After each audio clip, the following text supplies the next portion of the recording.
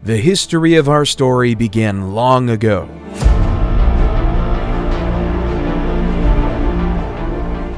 At one point in time, around 3 billion years ago, we were floating around as little tiny atoms in the little petri dish of the world. Fast forward to around 6 million years ago, and we see the emergence of the first hominids, the family of primates that include humans. 1.9 million years ago, Homo erectus was the first species to leave Africa and colonize other parts of the world. They had larger brains than their primate ancestors. Around 400,000 years ago, the first evidence of the Neanderthals. Their bodies were adapted to the cold environments of Europe and Western Asia. Their distinctive facial features were some of the most human-like ever seen.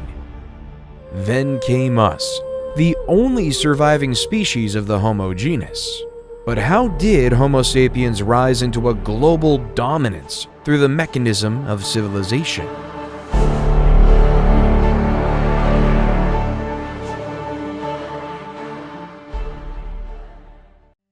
We begin our story in the fertile lands of Mesopotamia in 4000 BCE. Nestled between the great Tigris and Euphrates rivers in the Sumerian city of Uruk. Instead of relying on hunting and gathering like our ancestors of the past, the citizens of Uruk were able to develop a way to harvest cereal grains like wheat and barley. However, turning cereal grains into edible foods took a lot of work. In the beginning, they had to use an invention called a hand mill, which consisted of 2 stones. As the grains were crushed between the 2 stones, the flour was collected in a container and stored for future use. This was the start of something great. This complex, strenuous process was our modern world's first example of agriculture. We no longer depended on hunting animals or picking berries for our food. Rather than using human ingenuity, we can create our own food source. This allowed Uruk to prosper into a place with over 50,000 residents. However, this change did have a change on the human body. The average height of men drastically shrunk from 5'9" to 5'3", and for women they shrunk on average from 5'3" to 5 feet. Instead of being the super athletes we were of the past, we were smaller, less noticeable farmers. People also became landlocked, changing the very essence of what it means to be human. In the early 3000 BCE, according to legend, King Gilgamesh began his rule as a Sumerian king of his region. One of the world's earliest poems, the Epic of Gilgamesh, describes the story of Gilgamesh and his quest for immortality. He meets a wise traveler named Utnapishtim, who tells a story of a great flood sent to destroy the world. Towards the poem's end, Gilgamesh says, "Life which you look for, you will never find. For when gods created man, they let death be his share, and life withheld in their own hands." However, by the end of 3000 BCE, the Akkadians ousted the Sumerians. Sargon the Great took power and conquered all of Sumeria.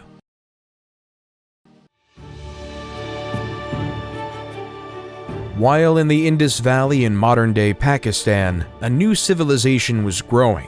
The Indus Valley civilization, 3300 to 1300 BCE, was most notable for its highly advanced toilet system. The toilets were built with a seat and a chute that led to the underground drainage system. The sewage was then carried away from the homes through a network of covered drains, preventing disease spread. The waste was treated and disposed outside of city limits, helping to keep the cities clean and hygienic.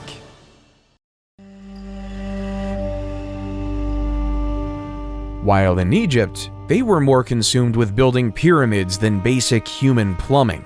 This was because, in ancient Egyptian religion, it was believed that when a pharaoh was to die in the physical world, his spirit would continue to live on in the afterlife, in which they would continue to rule in perpetuity, and where they would be worshipped by the living. Inside these pyramids, the pharaoh's body was carefully mummified, a process believed to preserve his physical form and help ensure his spirit's journey to the afterlife. The pyramid was also filled with offerings and treasures intended to provide the pharaoh with the resources he would need in the afterlife. Every pharaoh wanted to make sure they were immortal. They wanted to succeed in the afterlife. They wanted to be worshipped forever. That's why it was an utmost priority for Egyptian pharaohs to build pyramids for themselves when laid to rest. It started when Pharaoh Djoser, 2667 to 2648 BCE, built the Step Pyramid at Saqqara, followed by Sneferu, 2613 to 2589 BCE, who built several pyramids, such as the Bent Pyramid and the Red Pyramid. Then came the pharaoh Khufu,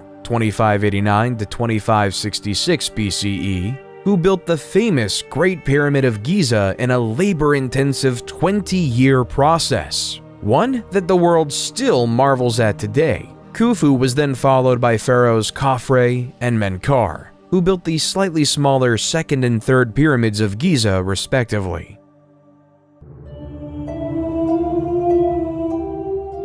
While over in China in the year 2100 BCE, the first Chinese dynasty was upon us. Like the people of Mesopotamia, the Chinese were ever reliant on agriculture, producing rice, wheat, and barley among other crops. However, as legend has it, the Yellow River flooded. These massive floods would destroy all the crops, leading to massive famine and suffering. However, not all was to be lost because Yu the Great was on his way. Yu was so distraught by this problem that he would spend his days traveling up and down the Yellow River. He found ways to divert the rivers by building levees and dikes so that he could regulate the waterways. Then, after 13 years of hard work, the floods could no longer wreak havoc on the land. The people were overjoyed, and Yu was hailed as a savior. That was the start of the first Chinese dynasty, the Jia dynasty. Though the accuracy of this tale is questioned by historians, it does establish an important precedent. The idea is that power ought to follow one's merit. An individual who deserves absolute power shall have absolute power. This idea would shape the world for years to come and cause the people of ancient China to follow him to create the first ever Chinese dynasty.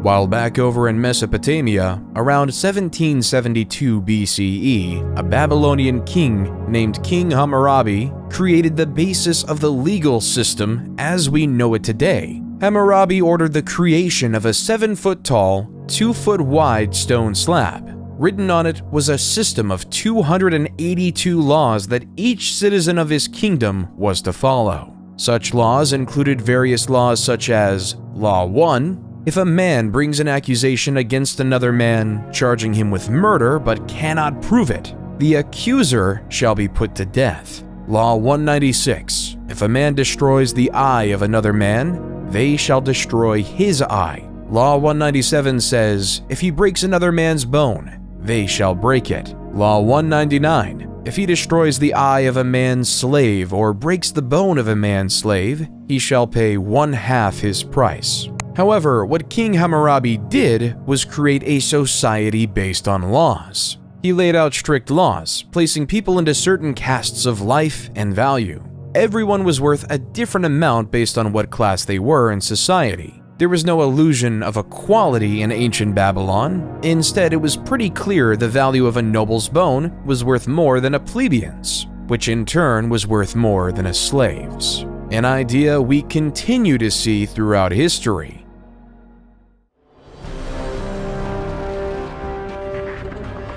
While in modern-day Turkey, a lesser-known civilization came to power. The Hittites' empire under the charismatic rule of the leader Labarnus, 1680 to 1650 BCE. He was a skilled ruler with a single vision in mind, uniting the Hittite city-states under a single rule. Labarnus led his army from city to city, conquering neighboring city-states and making alliances with their leaders. He was a shrewd diplomat, and he used his diplomatic skills to win over the hearts and minds of the people. Eventually, Labarnus became the ruler of all the Hittite city-states and established the empire. He was a just and fair ruler and was loved by his people. Under his rule, the Hittites prospered and their territory expanded, leaving them right next to their neighbors in Egypt.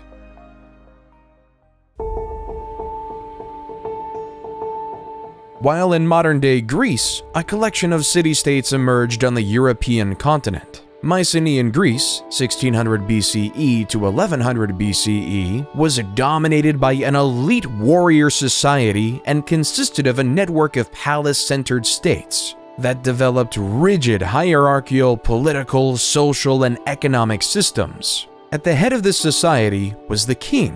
However, unlike a unified civilization, each city was on its own. A city-state is a city that, with its surrounding territory, forms an independent state. The development of city-states such as Troy, Mycenae, and Pylos start to grow.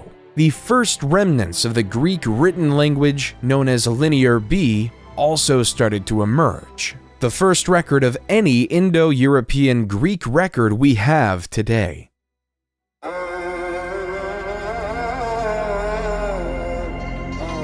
While back in Egypt, they started to create a social pyramid of another type, the Egyptian social pyramid. Like the Great Pyramid of Giza, it is more prominent at the bottom and tinier at the top. At the bottom lays the peasants and the slaves. They were responsible for doing all the manual labor. They worked on the lands. They would spend the day in and day out farming, producing food for all of Egypt. Then, when the season to farm was over for the year, they would work on the pharaoh's massive building projects, literally building the pyramids. Slightly above the slaves came the artisans. They were the stonemasons, the plasters, and the sculptors who created the exuberant art the wealthy desired, and for Egypt is most known for today. Then came the merchants, who spent their days navigating the Nile, trading gold, papyrus, and linen to anyone who could afford it. They were well respected and able to make a healthy profit by selling. Then came the scribes. These masters of the world would go to specialized scribe schools just to master the language of ancient Egyptian hieroglyphics. In practical use, these scribes took account of the stores of food, various tax documents, and even the daily lives of the pharaoh. After the scribes came the soldiers. The soldiers were tasked with protecting the Egyptian empire. They dedicated their lives to defend or make preemptive strikes against their enemy. Generally, they were well fed. Then, near the top, came the bureaucrats. These high-ranking government officials did essential tasks at the top of society, like the viziers, who ran the logistical tasks necessary to run a civilization. The priests oversaw taking care of the temples to ensure the gods were well cared for. The nobles oversaw specific regions of the empire and kept order in said regions. At the top, the purpose of everyone below was the pharaoh, the king and the mediator between the gods and the world of men.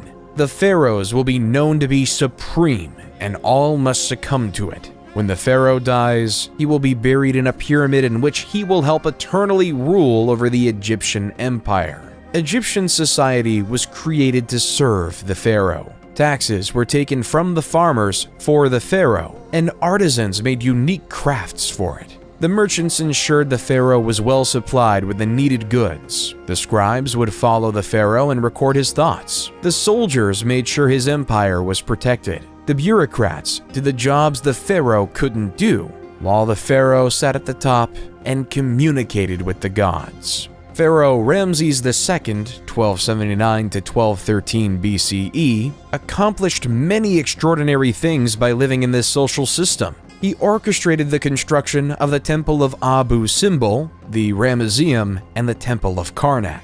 He was also able to grow the Egyptian empire and reconquer lands lost by other pharaohs, except for the land claimed by the Hittite Empire.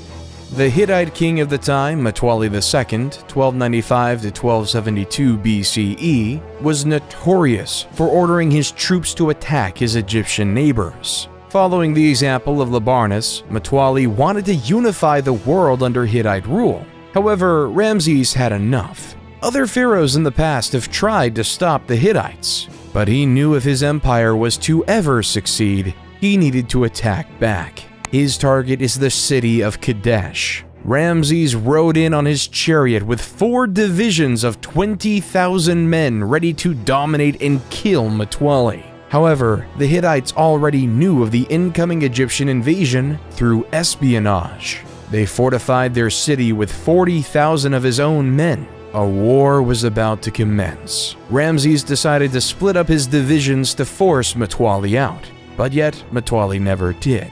A gruesome mistake. Splitting up his forces left him exposed, unable to get an advantage, allowing Mutawalli and the people of Kadesh a chance for victory. Historians believe that all they did was come out from the fortification of Kadesh and trap Ramses II's forces in his army by the river.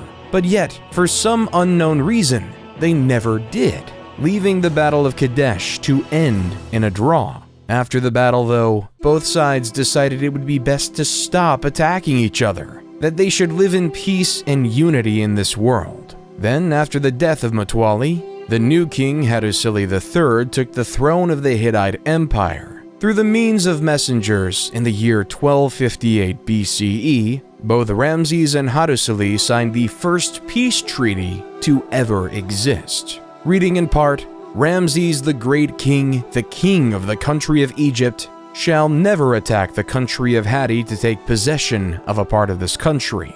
And Hattusili, the great king of the country of Hatti, shall never attack the country of Egypt to take possession of a part of that country. Then, a period of friendship occurred between these two once warring nations. The Hittites were skilled in metalwork and taught the Egyptians to make superior weapons and tools. At the same time, the Egyptians, master of agriculture, shared their knowledge with the Hittites. Trade for the benefit of both civilizations. Both civilizations prospered because of this. Peace can lead to prosperity. The agreement was kept in place until around 1200 BCE because that's when the Hittite Empire fell, because of the constant attacks they faced from the Sea People, leaving the Hittite Empire to be lost in the state of history.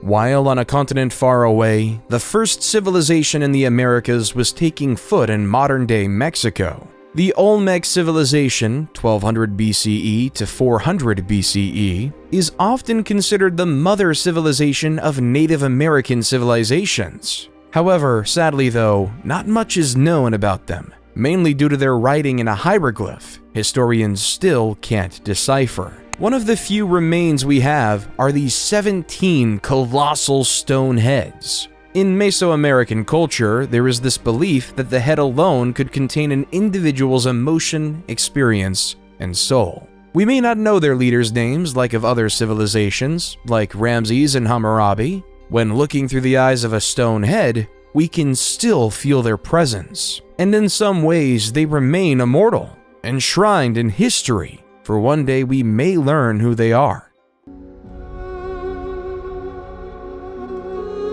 While in the east, the Zhou dynasty, 1046 to 256 BCE, in China was taking its stride. The Zhou dynasty gained power because of the failures of the less critical Shang dynasty. They believed in the idea of a mandate from heaven. This resulted in 4 principles in the Chinese dynastical structure that would be repeated repeatedly. 1. Heaven grants the emperor the right to rule. 2. Since there is only one heaven, there can only be one emperor at any given time. 3. The emperor's virtue determines his right to rule. And 4. No one dynasty has a permanent right to rule. A ruler in dynasty could lose the mandate from heaven, and the heavens weren't always on the side of the rulers. Over time, it will fade into another dynasty. The heavens would send signs of droughts, famines, floods, and earthquakes across the land, signaling they'd lost the blessing from above. This is how the Shang dynasty fell, and the Zhou dynasty grew to prominence. The Zhou dynasty brought another style of government and the creation of feudalism. The system was straightforward, leading to another social pyramid. At the bottom lay the peasants, who were tied to the land and whose job was to produce crops for the empire. Then came the soldiers, whose job was to protect the lands from foreign invaders. Then the lords, who owned the land and taxed the peasants a portion of their crops, who in turn, the lord gave some of their crops to the king. The person in charge of the whole empire, the king, would then receive more crops and become very wealthy. All profits go to the king, and all work goes to the masses. Why would anyone just settle for a life of farming day in and day out? There are two reasons for this phenomenon. The first reason was due to necessity. It took many more people to feed an empire and a family back then. And the second reason being philosophy. Towards the end of the Zhou dynasty, the beginning of Eastern philosophy was created. Confucius created a philosophy system justly named Confucianism, which is focused on the importance of respect, loyalty, and responsibility in all relationships in life. A central concept of Confucianism is called Li, which can be translated as rituals, customs, or manners. Li refers to the formal and informal social conventions that guide societal behavior. It is seen as maintaining order and harmony in social relationships, while Lao Tzu created another philosophy called Taoism. The word Tao means the way or the path, and Taoism teaches that individuals should seek to align themselves with the natural flow of the universe, rather than fighting against it. Live your life as peacefully with yourself as possible. And don't worry about external things outside your control. Just focus on your farming. One of the most famous contemporaries from Taoism is the idea of yin and yang, representing complementary and interdependent forces in nature, such as light and dark, hot and cold, or masculine and feminine. Taoism teaches that by balancing these opposing forces, individuals can achieve harmony and fulfillment. Confucianism and Taoism made life bearable for ancient Chinese farmers. But as time progressed, the city-states that occupied ancient Greece grew. Around 800 BCE, the Greek city started to realize that the land they occupied was practically infertile, so to produce an essential staple of grain, they had to import it. Hence why the Greek states had to colonize the world around them. The city-state Miletus, at its height, had over 90 colonies throughout Europe, producing food for the Greeks. At its height, the Greek had set up colonies from modern-day Marseille in France to Rostov-on-Don in Russia. One of these new emerging city-states was Rome. As legend has it, Romulus and Remus were twin brothers abandoned by their parents and placed into the river Tibet. As the basket floated across the river, a female wolf discovered the two orphans and nursed them back to health. When Romulus and Remus became adults, they decided to find a city where the wolf rescued them. However, this created turmoil as both brothers wanted the site to be named after themselves. As Romulus and Remus fought relentlessly, eventually Romulus came up with the final blow and killed Remus, creating Rome in 753 BC. While the Greek city-states might have been colonizing, Cyrus the Great was about to take over an empire. At the time, the Persians were subjugated to the rule of the Medes Empire. According to legend, after his grandson Cyrus was born, King Astyages of Medes had a vivid dream that his little grandson would one day stage a revolt against him. King Astyages knew what to do and ordered his chief advisor to kill the baby. But the chief advisor gave the baby off to a shepherd to be raised instead. However, troubles weren't over for Cyrus. When he was 10, King Astyages found Cyrus. King Astyages wanted to kill him because the dream was very clear. This man will revolt against you. Yet, against his better senses, Cyrus was allowed to live. King Astyages' biggest mistake. When Cyrus was a man, he gathered his army and revolted against his maternal grandfather. The two, but as prophecy had it, Astyages surrendered in 550 BCE. However, Cyrus wasn't done conquering. He conquered Babylon and became the supreme ruler of Mesopotamia and even the Indus Valley civilization. The world was in Cyrus's hand. Cyrus then took over the Greek colony of Ionia in Asia Minor, leading a great Persian empire, and then he died, leaving it all in the air for the next great Persian king, Darius the Great.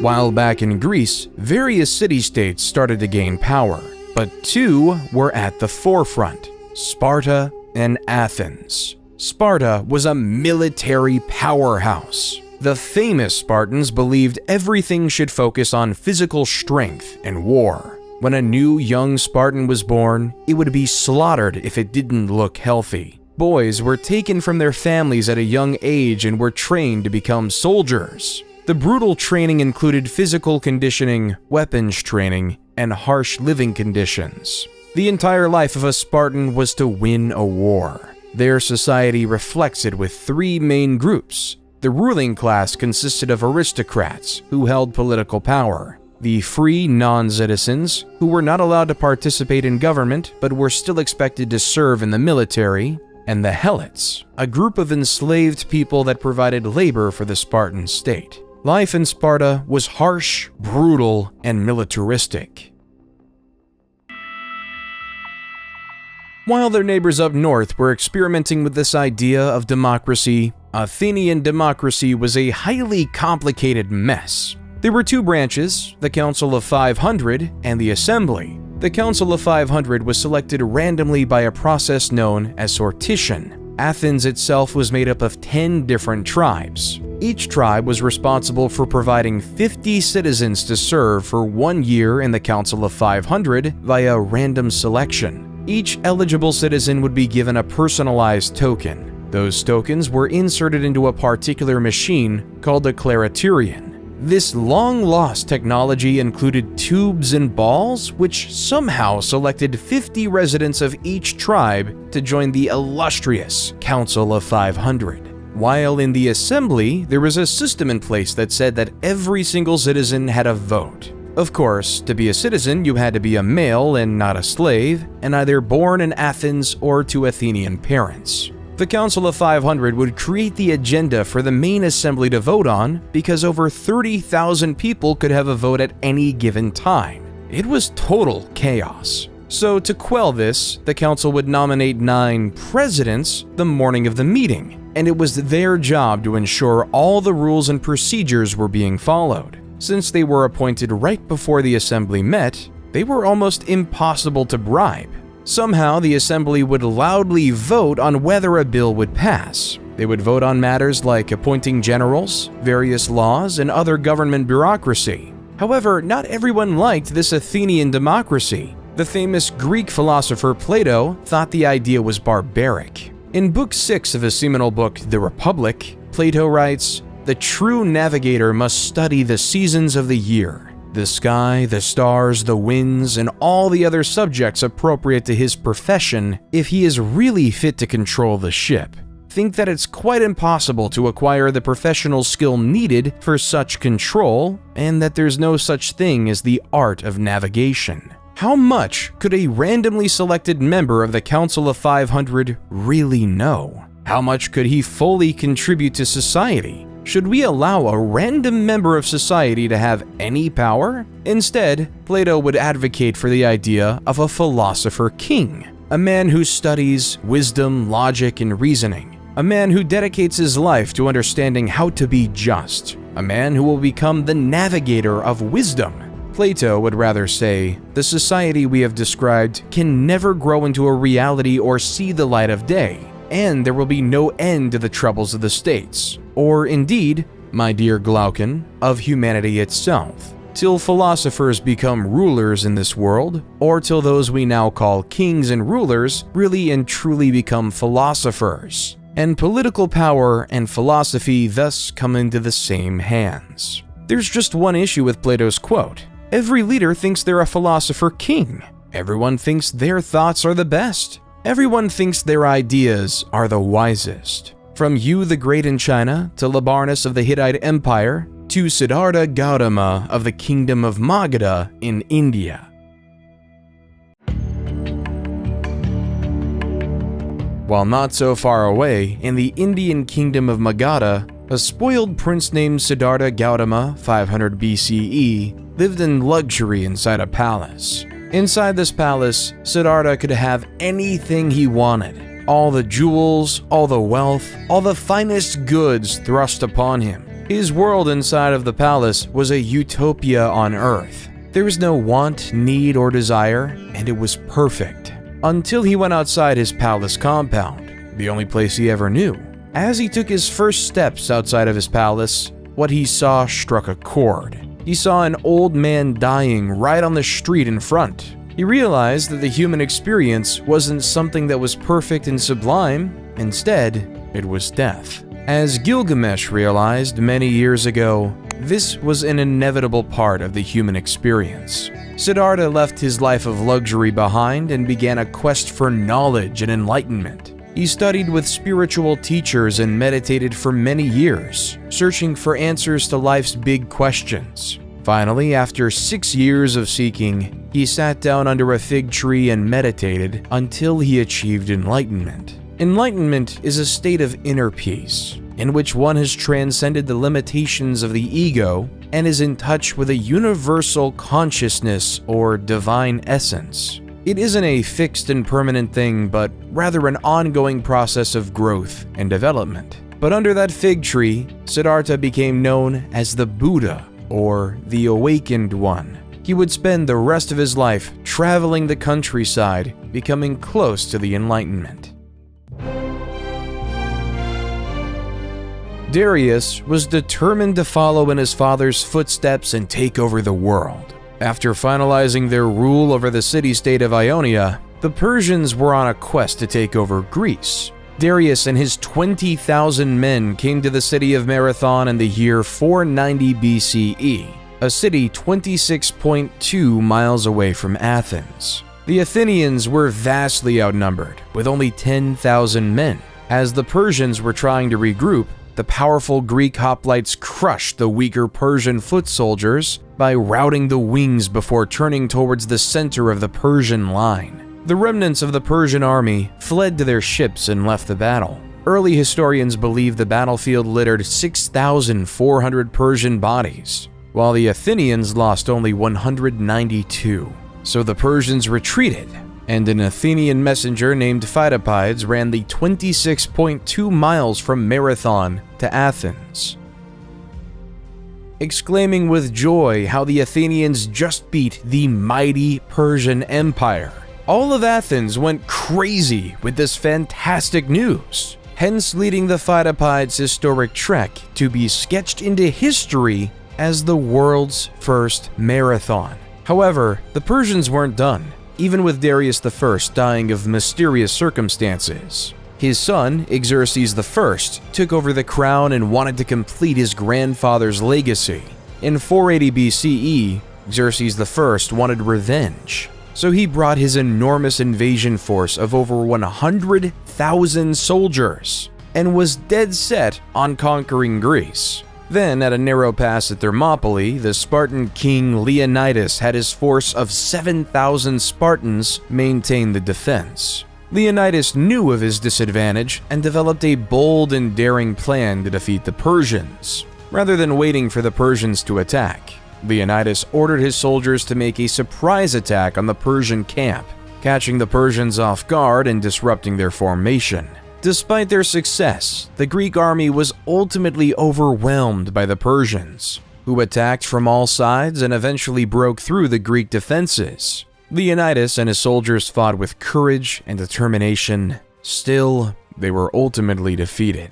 Then came the Battle of Salamis, where the Greeks could change the tilt of the war in a naval battle between the 500 Persian trireme and 300 Greek trireme. It didn't look good for the Greeks. Still, the great Athenian general, Themistocles, employed his plan to move the Persian fleet into the narrow straits of Salamis and hit the enemy fleet so hard that it had nowhere to retreat. After a massive sea battle, Themistocles won Greece the victory and changed the face of the war. The Persians still had their goal: conquer the Greek city-states. Xerxes had returned to Persia, leaving Persian General Mardonius in charge of the Persian force for most of the significant battle yet. After diplomatic talks ceased, Persia knew they had to attack. As the Persians sent their troops to Plataea, the Greeks knew they had to work together. With 30 various Greek city-states working together, they were able to field a massive 110,000 hoplite army with the primary purpose of defeating Persia, though that was nothing compared to the estimated 150,000-man army of Persia. The battle was fierce and intense, with both sides fighting with ferocity and determination. The Greek hoplites continued to be effective against the Persian cavalry and archers. The Greeks also strategically used the terrain, fighting on a slope that helped offset the Persian numerical advantage. In the end, the Greeks defeated the Persian forces and secured a decisive victory. The Persians suffered heavy losses, and Mardonius was killed in the fighting. The Battle of Plataea marked the end of the Greco-Persian Wars and the Persian threat to Greece.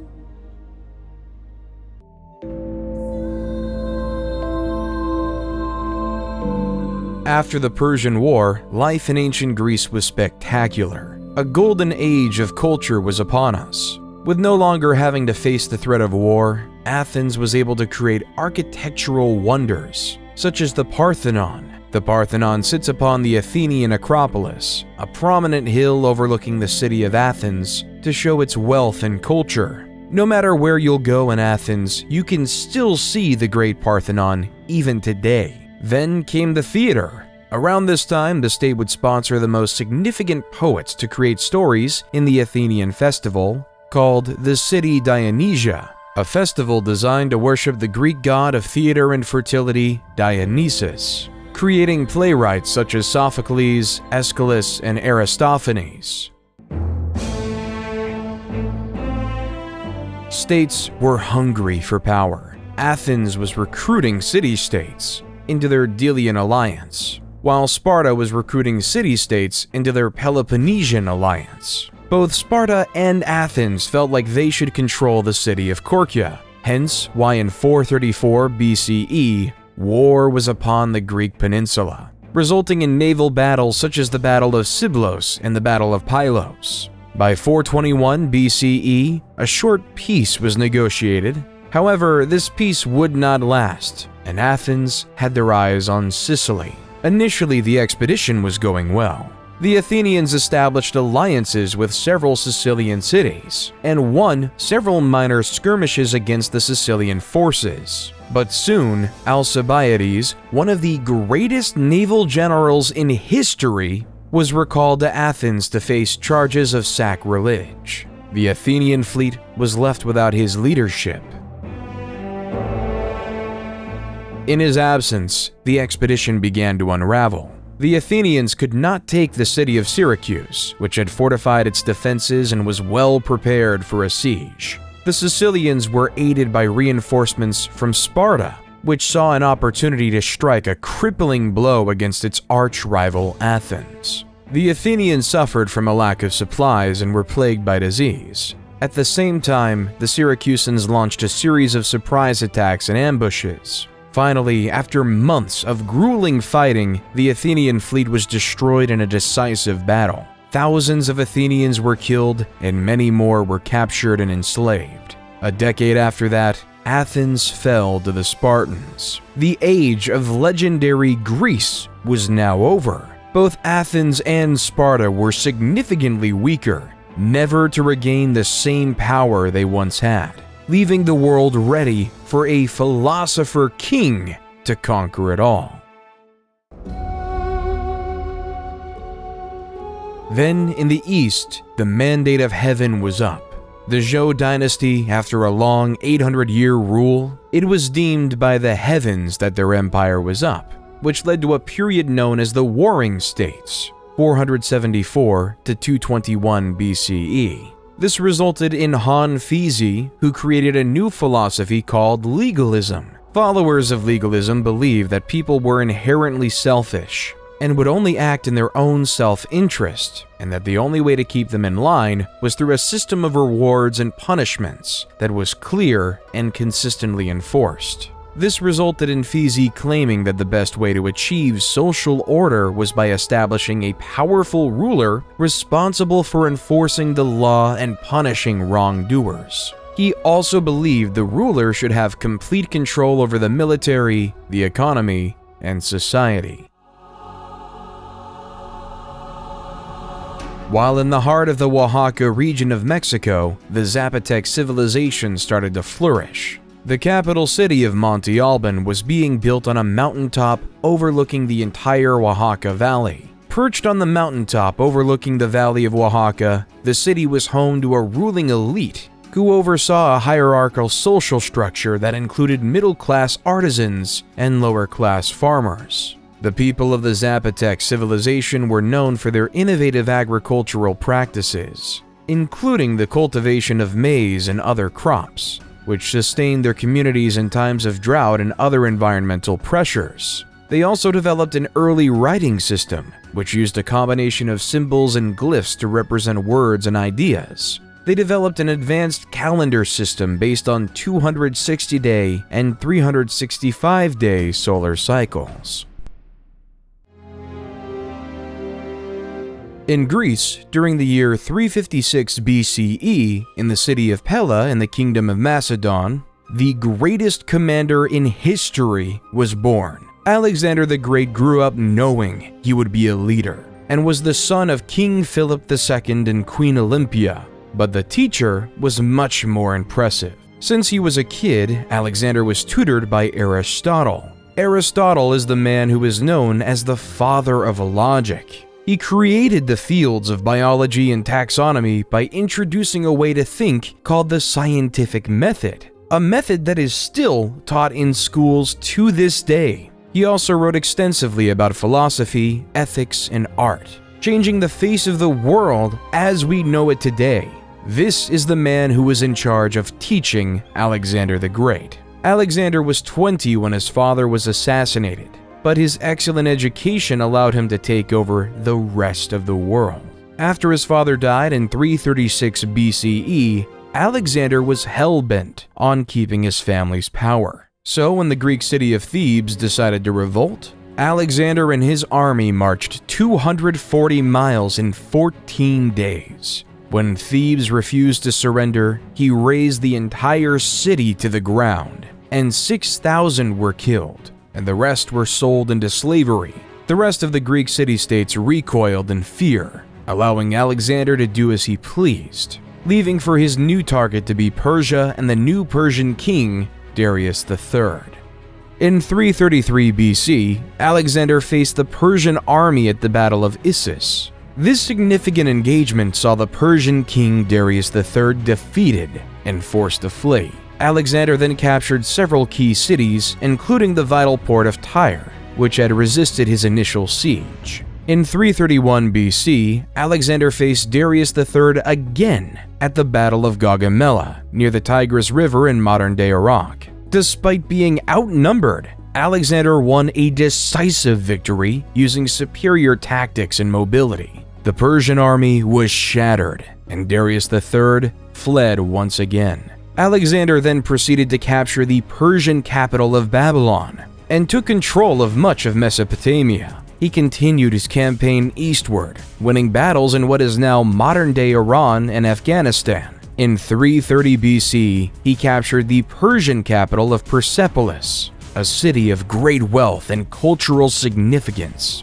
But Alexander wasn't done. He wanted to expand eastward, eventually crossing the Hindu Kush Mountains into India. However, his troops grew tired of the endless fighting and refused to go any further, and Alexander was forced to turn back. However, after Alexander failed in the Indian subcontinent, a powerhouse emerged in India called the Mauryan Empire. At its height, it spanned over much of India, Pakistan, Bangladesh, and Afghanistan. However, this conquering came at much of a cost for its leader Ashoka the Great. In 261 BC, after the death of his parents, Ashoka decided that his empire needed to expand. In his sights, the kingdom of Kalinga. The war was bloody, the war was fierce. Over 100,000 people died. Ashoka couldn't sleep with himself. He didn't know how to deal with his actions that resulted in so much death. So he turned to the teaching of the Buddha. Under Ashoka's rule, the Mauryan Empire became known for supporting Buddhist teachings and promoting nonviolence. Ashoka issued a series of edicts inscribed on rocks and pillars throughout the empire, that promoted principles such as kindness, respect for all religions, and the abolition of slavery. Certain traits were not shared in the West by Alexander.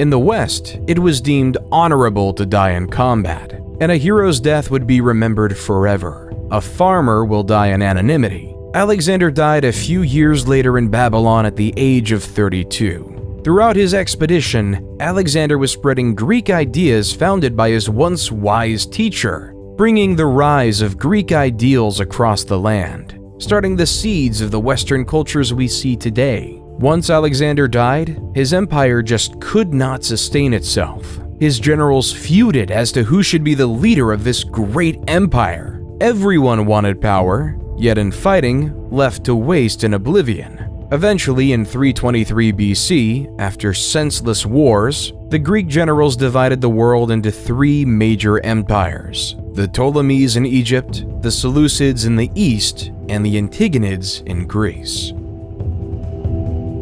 Ptolemies, one of Alexander's generals, led Egypt into a period of prosperity. Inspiration by his former leader, Ptolemies built the Library of Alexandria, a hub for an intellectual scholarship. Intellectuals from all over will come to the library to exchange ideas and thoughts throughout the world, leaving us to have great philosophers like Plato and Aristotle to be the backbone of our culture.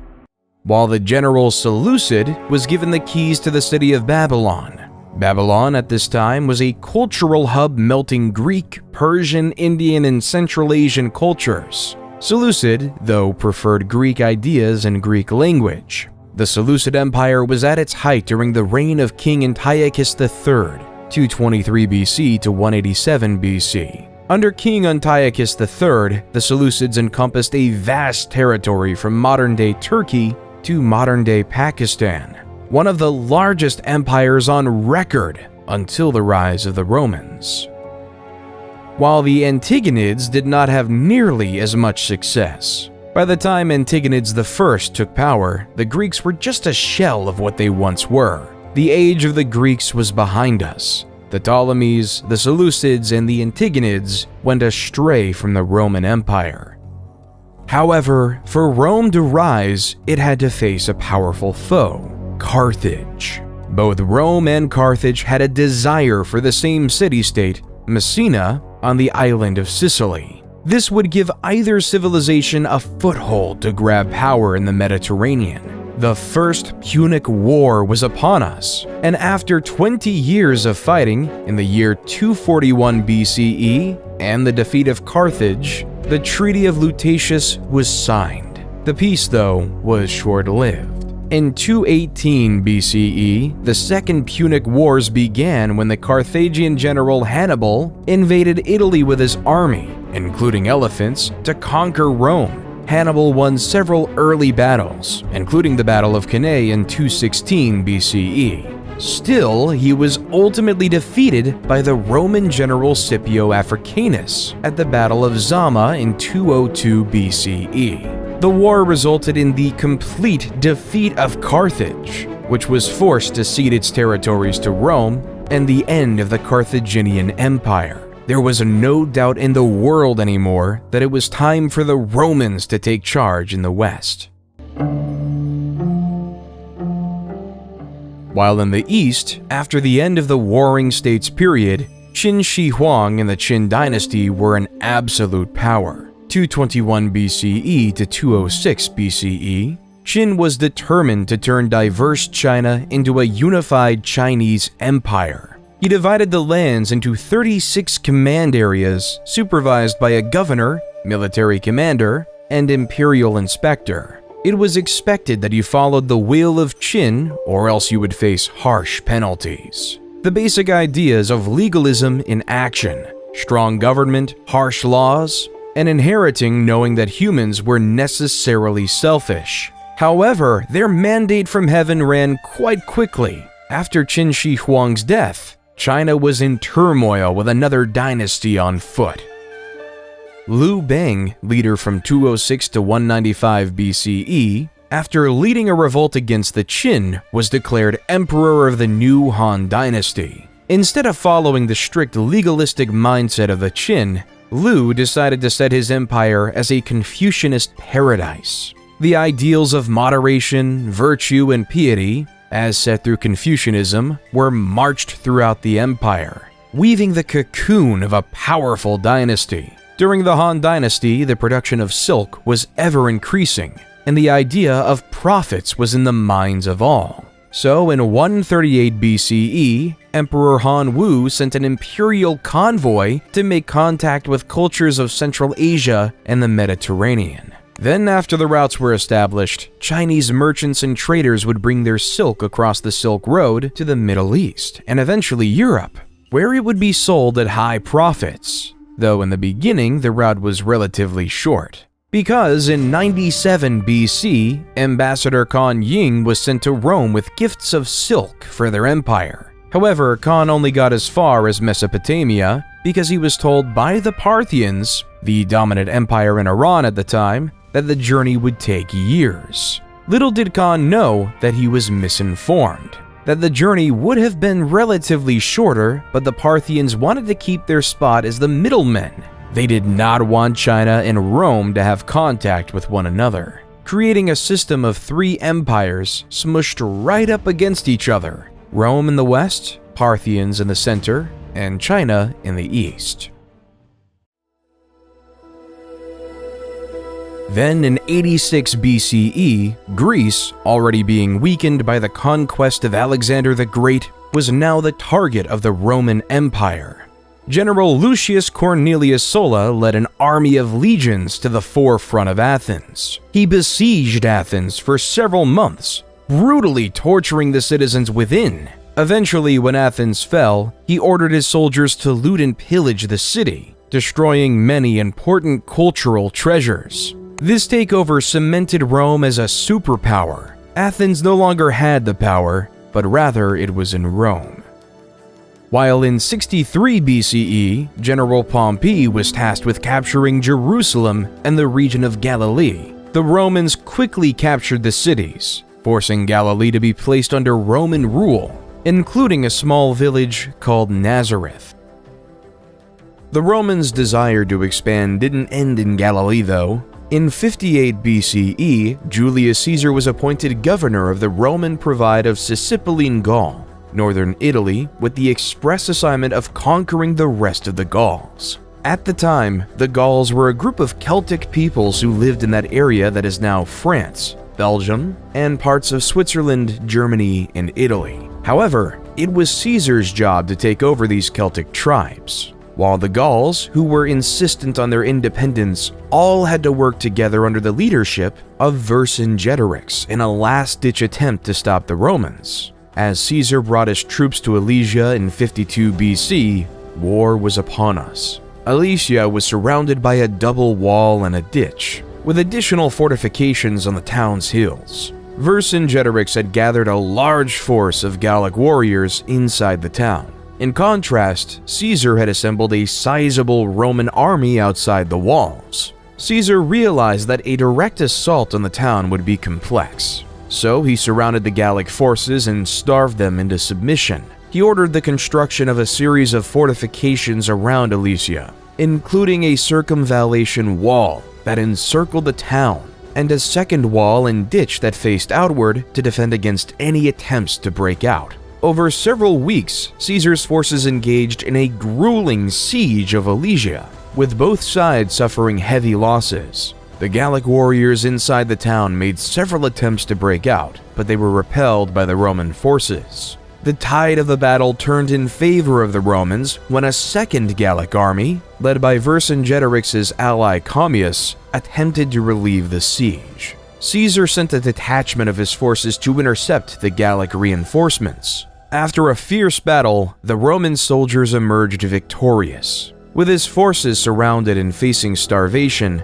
Vercingetorix was forced to surrender. He emerged from Alesia and offered himself as a prisoner to Caesar, effectively ending the Gallic resistance to Roman rule. Throughout the next 2 years, Caesar crossed the Gallic Empire, conquering and implementing it into Rome. The Gauls were implemented into Rome, even gaining citizenship within the empire.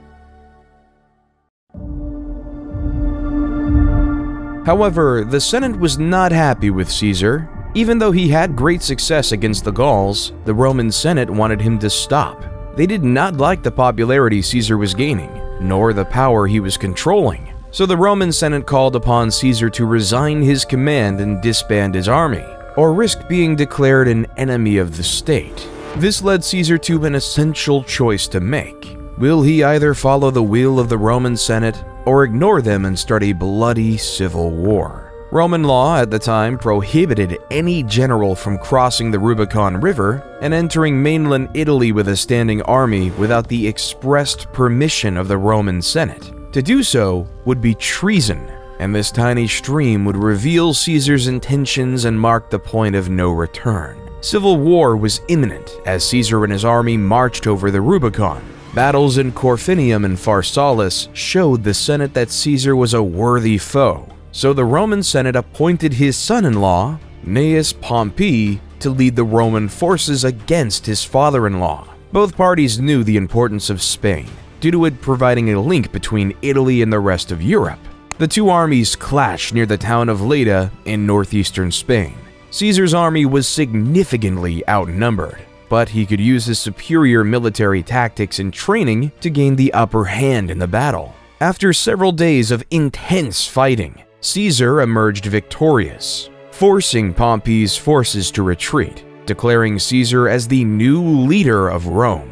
When Caesar made it back to Rome, the crowds were chanting, "Hail Caesar! Hail Caesar!" The people then decided that he would be the dictator of Rome for life. Caesar immediately set to work, implementing a series of reforms and policies aimed at improving ordinary Romans' lives and strengthening the central government's power. He ordered the construction of new infrastructure, such as roads, bridges, and aqueducts, which helped to connect different parts of the city and improve trade and commerce. Caesar also enacted a series of political and social reforms, including granting citizenship to many people living in the Roman Empire and creating new laws and customs that were based on Roman practices. He encouraged the spread of the Latin language and culture throughout the city and established the Julian calendar, which is the basis of the calendar we use today. However, Caesar's reign was short-lived because 2 years later, in 44 BC,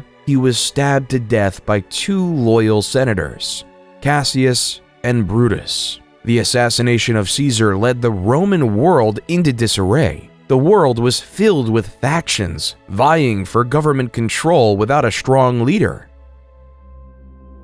Octavian, Caesar's son, who was 18 then, came to Rome to claim his inheritance and assert his place in the political landscape. He quickly aligned himself with Caesar's loyal lieutenant, Mark Antony. Together, they defeated Caesar's assassins at the Battle of Philippi in 42 BCE. However, tensions soon arose between Octavian and Antony as both men vied for control of the Roman Empire. In 31 BCE, their forces clashed in the naval Battle of Actium, which resulted in Octavian emerging as the clear victor. Antony fled to Egypt with his lover, Cleopatra, and the two committed suicide the following year. With Antony's defeat, Octavian emerged as the undisputed ruler of Rome. In 27 BCE, he was appointed Augustus and became the first Roman emperor.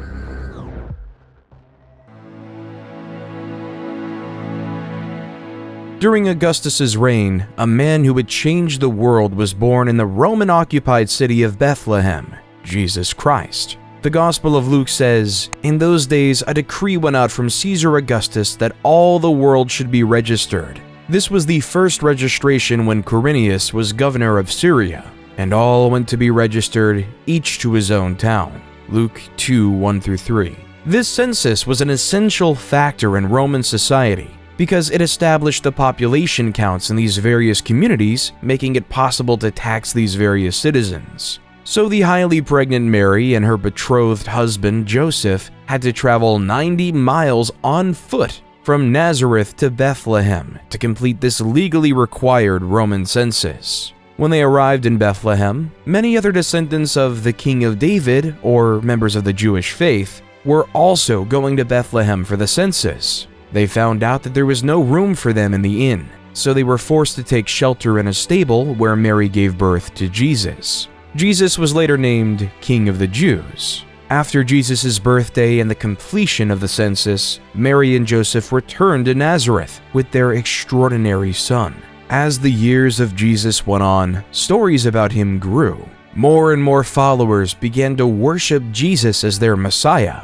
They claim that he can catch an endless amount of fish. They claim that he can cure the blind, and they claim that he was the Son of God. So these followers, specifically his disciples, started to write down his entire life journey. 4 of his closest disciples, Matthew, Mark, Luke, and John, wrote down the main chunks of the book in these parts called Gospels. Each of these Gospels covered almost all of the same events, the narrative life of Jesus Christ. This narrative testimony of a child born in a stable changed the world forever. Even though many loved Jesus, some viewed him as a threat.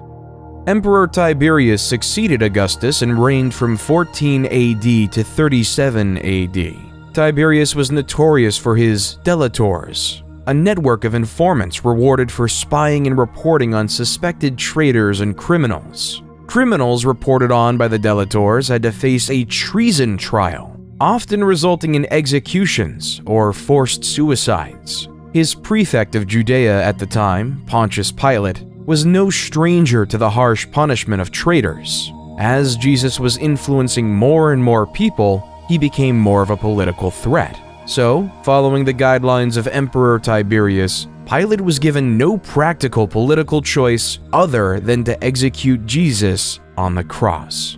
Roman law was evident then. One must follow the emperor's will or else they will perish. As Jesus was crucified on the cross, a new religion was born: Christianity. In the beginning, Christianity was just a small sect of Judaism. Nevertheless, its growth would be unparalleled. Paul of Taurus would take the word of his chosen Lord across the known world. From Greece to Turkey to Syria, the word of Jesus Christ spread. His missionary tales are now documented in the New Testament as the Book of Acts. The more Paul went to different places, the more followers he gained. On the same token, it created more enemies. The divide between monotheism and polytheism was on the rise. It was beginning to get a lot tougher for Romans to accept a religious population that didn't believe in gods like Mars and Jupiter. So when the Great Fire of Rome occurred in July of 64 AD, Emperor Nero quickly blamed it on the Christians. The Great Fire was an event that destroyed 2/3 of the city of Rome. So, in order to pay for these massive repairs, Nero instituted heavy tributes across the empire. To meet at least a proportion of the costs, Nero also started to print more Roman currency, creating an inflationary effect for the first time in the empire's history. However, the individuals who lived under Roman rule, which wasn't in Rome proper, were upset by this new policy. So, in the holy city of Jerusalem in 66 AD, a revolt was on. At first, the first Jewish revolt succeeded, and the Jewish forces quickly expelled the unprepared Roman army. Then, the rebels gained some traction in the neighboring villages in Galilee. In response, the Roman Emperor Nero sent the general Vespasian to meet the Jewish forces, an endeavor that pushed most rebels into Jerusalem proper by the time Vespasian was proclaimed emperor in 69 CE. Then, around Passover in 70 AD, Vespasian and his forces sieged the city, depleting it of food and water within the walls of Jerusalem. The Jews started to quarrel within, leaving them more vulnerable to attack. By August, the Romans breached the defenses, killed much of the population, and destroyed many of their holy sites. With the Jews decimated, the strength of polytheism lived long. Then, in 98 to 117 AD, under Emperor Trajan, the Roman Empire was able to expand its greatest territorial extent, spanning all the way from modern-day Britain to the Persian Gulf. Roman rule was everywhere. Well, except for in the Americas, because the Romans didn't even know they existed. In the Americas, we can see the growth of various civilizations across the Andes located in modern-day Peru and Chile. The Mochi civilization was able to build monumental structures, like the Huaca del Sol and Huaca de la Luna, impressive pyramids that were the center of their religions. They also created advanced fertilization techniques that used bird droppings as fertilizer. Their highly centralized government made everyone know their place in society. While a little bit more south, the Nazca civilization is one enthralled in mystery. The people of Nazca created a series of large-scale geoglyphs consisting of hundreds of individual figures, including geometric shapes, animals, and human-like figures, by removing the dark reddish-brown iron oxide-coated pebbles covering the surface of the Nazca Desert. These lines are now called Nazca Lines, the purpose of which is still unknown to this day and subject to conspiracy theory today. Around 100 AD, the Zapotecs started establishing Monte Alban, their capital. It was one of the first examples of urban planning in the Americas. The city was laid out in a grid pattern, with main roads and smaller side streets leading to plazas and public buildings. The city was also divided into different districts, each with specialized functions, such as residential, administrative, and religious, leaving it to be in use for 1,000 years after that.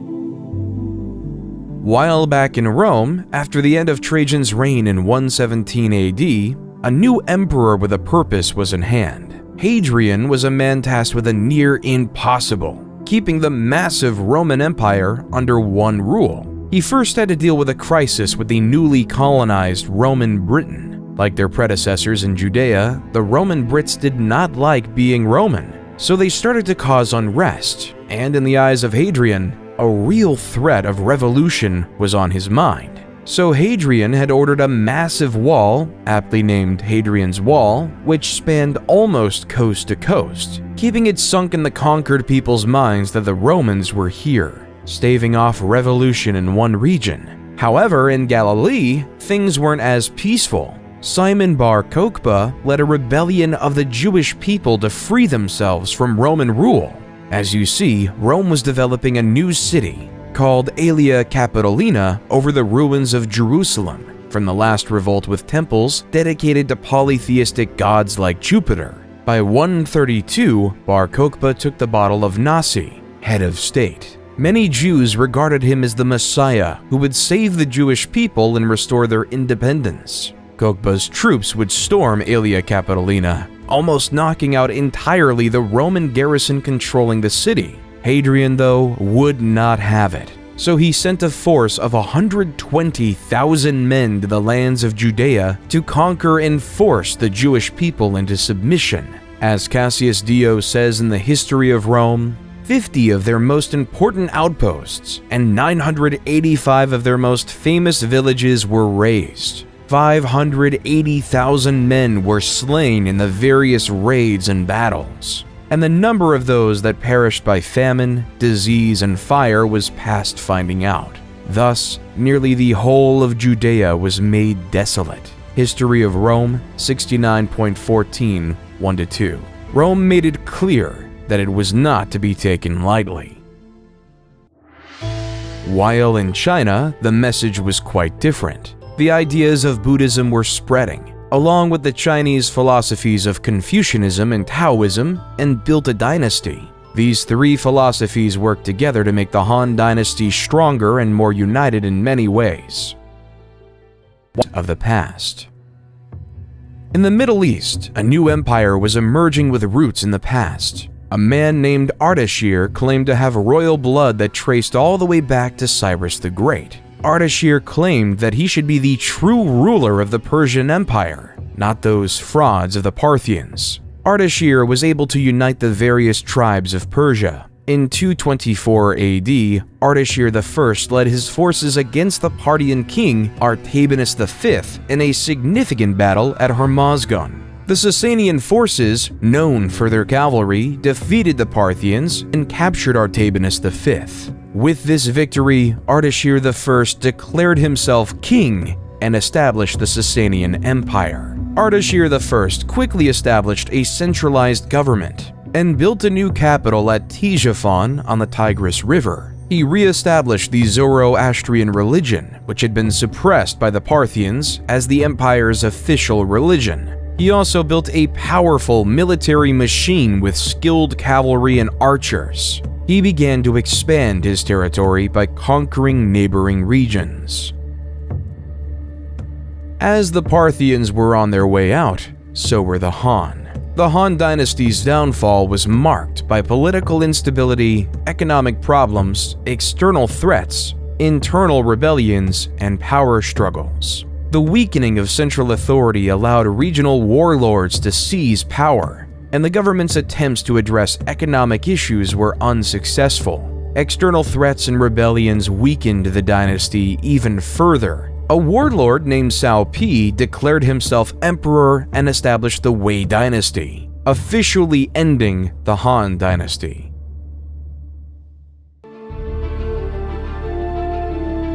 While back in Rome, Emperor Diocletian, 284–305, faced a problem. Rome was becoming too large and impossible to manage. So Diocletian created the Tetrarchy and divided the region into 4, where each region was governed by a separate emperor. Within the Tetrarchy, there were 2 types of emperors, Augustus and Caesars. Diocletian chose Maximian to be his equal to Augustus. In contrast, Galerius and Constantius were appointed to be Caesars. However, this system created uncontrolled chaos and anarchy. Each emperor had desires for power and ambition, and it all came to a head in 305 when power shifted. Both Diocletian and Maximian retired, and in 306, Constantius died. 3 out of the 4 original leaders were left out of the system, leading to a power vacuum to come. Emperor Constantine the Great was appointed by his father's army unilaterally as an Augustus and a Caesar at the same time to replace his father. At the same time, Maximin's son Maxentius felt as though he should have been appointed Caesar instead of Valerius Severus. So in 307, Maxentius sent his army and forced Valerius Severus to surrender. Come 308, Galerius appointed Licinius to replace him. So on the west side of Rome, 2 emperors wanted to rule. Constantine ruled over Gaul and Britain, and Maxentius ruled Italy and North Africa. Maxentius had a difficult time consolidating his power, and he faced increasing resistance from the people of Rome. To try and secure his hold on power, Maxentius ordered the construction of a new bridge across the Tiber River near Rome, known as the Milvian Bridge. Constantine saw Maxentius as a threat to his power, so he decided to march on Rome to confront him. As the 2 armies approached each other near the Milvian Bridge, Constantine had a vision of a cross in the sky, with the words, "In this sign, conquer." Some accounts suggest that this vision may have been a dream or a hallucination, while others suggest that it may have been a sign from God. Regardless of the nature of the vision, Constantine took it as a sign that he would be victorious in battle if he fought under the sign of the Christian cross. He had his soldiers paint this symbol on their shields and banners, and he went into battle with renewed vigor and confidence. The battle was fierce and brutal, with both sides suffering heavy losses. Maxentius had a larger army, but his troops were spread out and disorganized. Constantine was able to take advantage of this, and he was able to push Maxentius's forces back towards the Tiber River. In the chaos of the retreat, Maxentius was forced off the Milvian Bridge and into the water, where he drowned. Shortly after his victory, Constantine met Licinius at Mediolanum, modern Milan, to confirm several political and dynastic arrangements to produce the Edict of Milan. This edict gave power for Eastern Rome to Licinius and Constantine's sole power of the West. More importantly though, this document extended religious tolerance for Christians and restored any properties confiscated from them during the persecution. However, the peaceful coexistence of both rulers was short-lived. Though the edict allowed for the safety of Christians, Licinius was still very much a paganist. Their differences started to grow. All came near the city of Chrysopolis in 324 AD, where both armies went and fought. Constantine's military might was on display. He was able to force the Eastern Roman army towards the sea, leaving many to be killed or captured. Constantine was declared the sole leader of Rome, and Licinius was declared dead by hanging. He renamed the Eastern Roman capital from Byzantium to Constantinople to celebrate his victory. Then in 325 AD, Constantine presided over the First Council of Nicaea, when the 300 bishops established the now famous Nicene Creed, which declared that Jesus Christ was begotten, not made, and of one substance with the Father. Constantine was finally baptized as a Christian on his deathbed in 337 AD.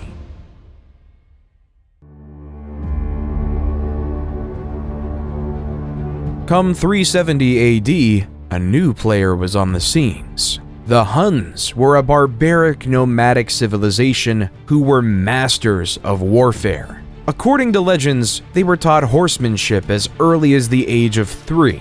Also, they would attack their own with a sword to teach them how to endure pain. These people weren't to be messed lightly with. When they crossed the Volga River in 370 on their horses and lusted for blood, the Alan civilization didn't stand much chance. 2 years later, they attacked the Ostrogoths, an eastern tribe of Germanic Goths who harassed the Roman Empire by frequently attacking their territories. By 376, the Huns had attacked the Visigoths, the western tribe of Goths, and forced them to seek sanctuary within the Roman Empire. As the Huns dominated Goth and Visigoth lands, they earned a new reputation as the new barbarians in town and seemed unstoppable. By 395 AD, they began invading Roman domains, and some Roman Christians believed they were devils who arrived straight from hell. The reason they started invading Rome was because of the death of Theodosius the Great. His shining achievement as emperor was keeping the Goths and the Huns at bay. But on death, he decided to follow the ideas of Diocletian and split the empire up again, splitting up control between his two sons, Arcadius in the east and Honorius in the west, making Theodosius the last leader of a united Rome. With Honorius in charge, the incapable general made Western Rome an easy target to be bullied. The Visigoths, looking for a new place to live, had their eyes set on Rome. So throughout the early 410s, the Visigoths ransacked various Roman cities. Then, on August 24th, 410, the Visigoths sacked Rome, taking control of this historic city. It was the first time in nearly 800 years that a foreign army occupied the city of Rome. However, the Visigoths couldn't maintain control of Rome. Instead, they continued to ransack Roman territories until they established their kingdom in 418 in modern-day Spain. While the prospects of existence weren't so much better in Eastern Rome, the notorious Attila the Hun was gaining power, and his brutal tactics called him the Scourge of God. After a failed peace attempt in 441, Attila and his army stormed through the Balkans and the Danube frontier. Another peace treaty was forged in 442, but Attila attacked again in 443, killing, ransacking, and pillaging his way to the well-fortified city of Constantinople. However, due to Constantinople's high walls, Attila couldn't conquer it. Instead, Attila was able to muster another peace agreement. He would leave Constantinople alone in exchange for an annual tribute of 2,100 pounds of gold, a staggering sum. Then in 451, the Huns invaded the Gauls, allowing the once enemies of the Visigoths and the Romans to wise up and work together to fight the Huns. According to legend, the night before the imminent battle, Attila consulted sacrificed bones and saw that thousands of his army would fall in the fight. The next day, his premonition came true. In the Battle of the Catalonian Plains, after hours of ferocious fighting, tens of thousands of soldiers lay dead, giving Attila his first and only military defeat in history. However, even after the loss, Attila and his army marched on and returned to Italy, continuously ravaging the cities. In 452, with Roman sight, he met Pope Leo I, who acted as an emissary between Attila and Rome. There's no record of what they discussed. Still, according to legend, the apparitions of St. Paul and St. Peter appeared to Attila. They threatened to kill him if he didn't negotiate with Pope Leo I. Attila decided to pull out of Italy and return to the Great Hungarian Plain, whether because of his fear of the Pope and his saintly allies, or because of his troops were stretched too thin and weakened by malaria.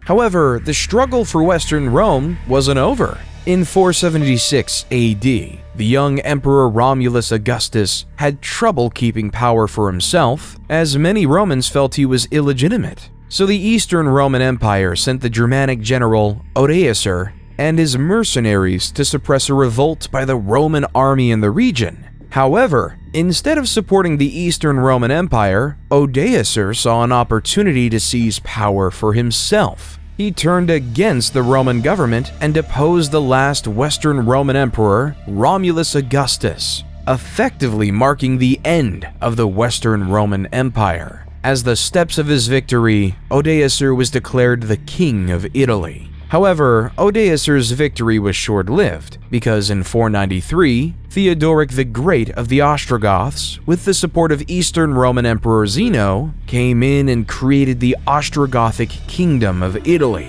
sending Odoacer to meet his fate. While Europe was in the crux of a dark age, India, under the Gupta Empire, was in a mathematical golden age. Great mathematicians like Brahmagupta started using zero as a placeholder and as various solutions for mathematical equations. The astronomer Aryabhata was able to calculate the circumference of the Earth. He proved the world was round long before it was globally accepted. Aryabhata was also able to develop methods for calculating pi and square roots. However, his crowning achievement was creating the concept of an asymptote, which is a line that approaches the curve but never touches it.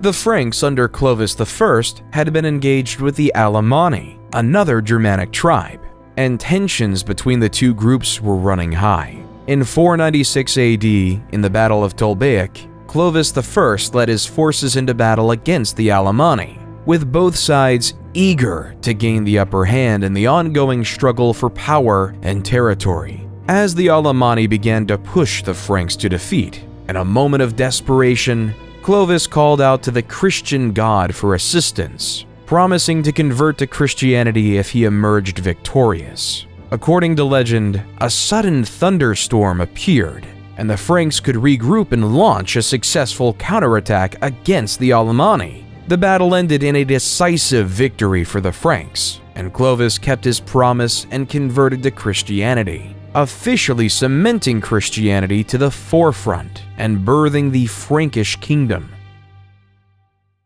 While the Western Roman Empire might have fallen, in the East, the Roman Empire was changing. Many historians argue that the Eastern Roman Empire, based out of Constantinople, should be considered a part of Rome. However, it is undeniable that under Justinian I would lead the eastern half into its next chapter in life, the Byzantine Empire. Whether it's a continuation of the Roman Empire before is a debate for another under. Under the leadership of Justinian I, like many Roman emperors before him, he would expand the Byzantine Empire to reach places such as Italy, North Africa, and even Spain. He also commissioned a team of legal scholars to codify all the laws of the Roman Empire, known as the Corpus Juris Civilis, which became the basis of the European laws we know today. He also commissioned the world-renowned Hagia Sophia in Constantinople, where this beautiful cathedral, adorned with intricate mosaics and marble decorations, became the head of the Eastern Orthodox Church.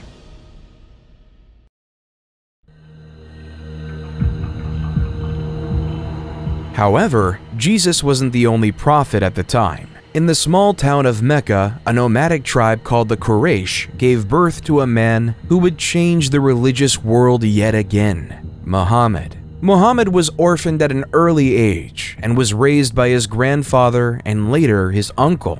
As he grew up, he worked as a merchant, which earned him the nickname Al-Amin, meaning the trustworthy. On one of his pilgrimages in 610, Muhammad meditated in a cave on Mount Jabal Nur. The angel Gabriel appeared and relayed the word of God. Recite in the name of your Lord who creates a man from a clot. Recite, for your Lord is most generous, became the opening verses of Surah, chapter 96 of the Quran. At first, Muhammad was reluctant, not knowing how to disclose this information. However, soon enough, Muhammad began to gather a small following, which was mocked by the pagans of Mecca. However, when Muhammad denounced idol worship, the leader of Mecca knew that he was through. So through the resistance from Mecca, Muhammad and his followers were eventually forced to emigrate to Medina, a city 260 miles away. There, Muhammad was instrumental in ending various civil wars, creating a prosperous Muslim community.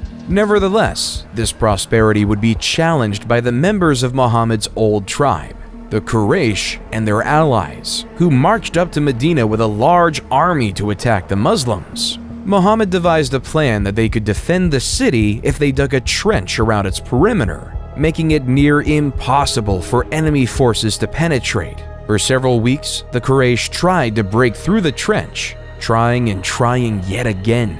Eventually, strong wind and heavy rain caused the Quraysh forces to abandon the siege, marking the Muslims as victorious. In 630, the Muslim army marched into Mecca, taking the city with minimum casualties. Muhammad gave amnesty to the enemy leaders who once opposed him, converting most of the Meccan population to Islam. At the time of Muhammad's death, the Muslims had successfully united the Arabian Peninsula under the banner of Islam. After Muhammad's death, a series of caliphs or leaders took over the leadership of the Muslim community, beginning with Abu Bakr, a close companion of the Prophet.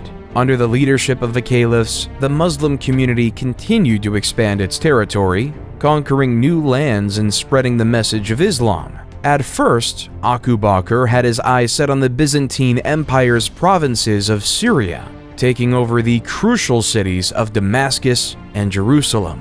Then in 636, the Arab forces invaded the Sassanid Empire, taking over their capital city in 637, marking the end of the Sassanid Empire. Onward to Egypt they went, where after years of fighting, they successfully defeated the Byzantine to take over the city of Alexandria in 642 AD, economically crippling the Byzantines. By 716, the Arab forces had conquered much of North Africa, Carthage, and Spain, so that by 716, the Arabs had an extensive empire from Lisbon to China. After consolidating their hold on the Iberian Peninsula, the Arabs launched raids into neighboring Francia, modern-day France. In 732 AD, they launched a significant invasion to expand their territory northward. The Arabs' forces, led by Emir Abdul Rahman al-Ghafiqi, quickly conquered several cities in the region, including Bordeaux and Tours. However, Charles Martel, the military leader of the Franks, assembled a large army to meet the Arabs in battle. The battle of Christianity versus Islam. Both empires wanted to keep their own faith. The Arabs wanted to impose their religion onto the Franks. The two forces clashed near Tours on October 10, 732 AD. The battle was fierce and lasted several days, with both sides suffering heavy casualties. In the end, though, Charles Martel and the Franks emerged victorious, and the Arab forces were forced to retreat back to Spain, ending the massive expansion of the Arabic Empire.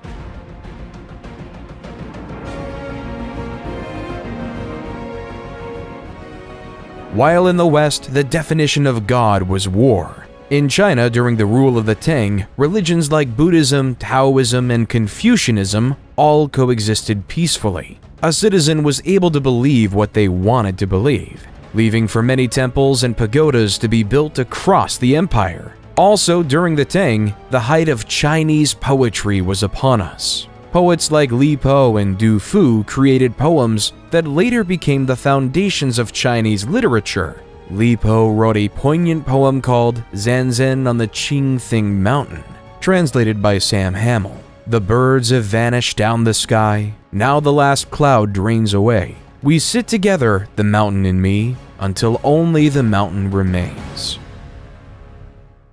Charlemagne, also known as Charles the Great, became the king of the Franks in 768. Charlemagne was a skilled military leader who expanded the Frankish Empire through successful campaigns. He conquered much of Western Europe, including modern-day France, Germany, Italy, and Spain.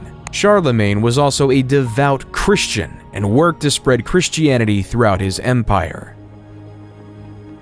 In 785, Harran was declared caliph instead of focusing on conquering like his brethren. He instead focused on the scientific growth in the new capital city of Baghdad. Harun al-Rashid wanted to create the House of Wisdom, a library and research center that attracted scholars from around the world. These scholars would come to the House of Wisdom with the desire to learn. They've translated the works of the past, as well as developing the science of algebra, chemistry, sociology, and the concept of infinity.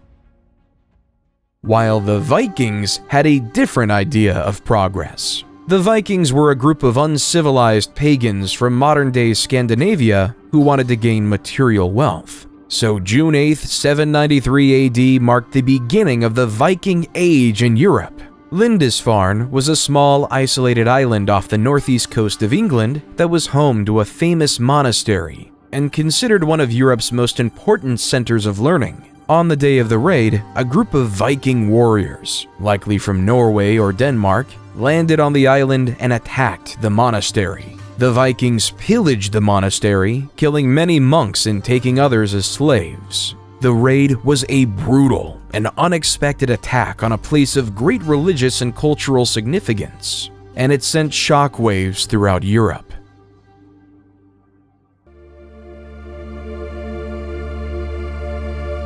In 799, in Rome, Pope Leo III was attacked by a faction of Rome who believed that the Pope was guilty of tyranny and serious personal misconduct. So Pope Leo III ran away to the Frankish kingdom. After this, Charlemagne and his Frank army provided an escort for the Pope and restored him to the papal office. But yet, the power of the papacy was being questioned, with many people wanting it to go away, which caused Charlemagne to go to Rome in late 800 to fight for his Pope. For his loyalty, on Christmas Day in the Basilica of St. Peter, Pope Leo III placed a crown on Charlemagne's head, declaring him the new Holy Roman Emperor, creating a new Roman Empire, the Holy Roman Empire, or at least the first rendition of it. Under Charlemagne, the foundations of a genuinely great empire were forming, but once Charlemagne died in 814, the new empire was bludgeoning with problems. His son, Louis the Pious, 788 to 840, inherited an empire filled with problems. Many of his own citizens viewed him as a strong Catholic who was well-intentioned but was incredibly weak and unable to do anything. As the Vikings continued their raids along the Rhine River, attacking Holy Roman Empire cities such as Cologne, Trier, and Mainz, raiding various Catholic monasteries, and destroying religious artifacts caused fear and hatred among his citizens. Why would anyone trust a leader if they can't stop barbaric pagans? So, various local leaders started to focus on defending their land, rather than relying on the central government for defense. Hence beginning the process of independently recreating the Chinese system of feudalism. At this time, people would willingly farm on lands, giving up their freedom to these local leaders to protect them from the Vikings, creating the basis of a new system of feudalism.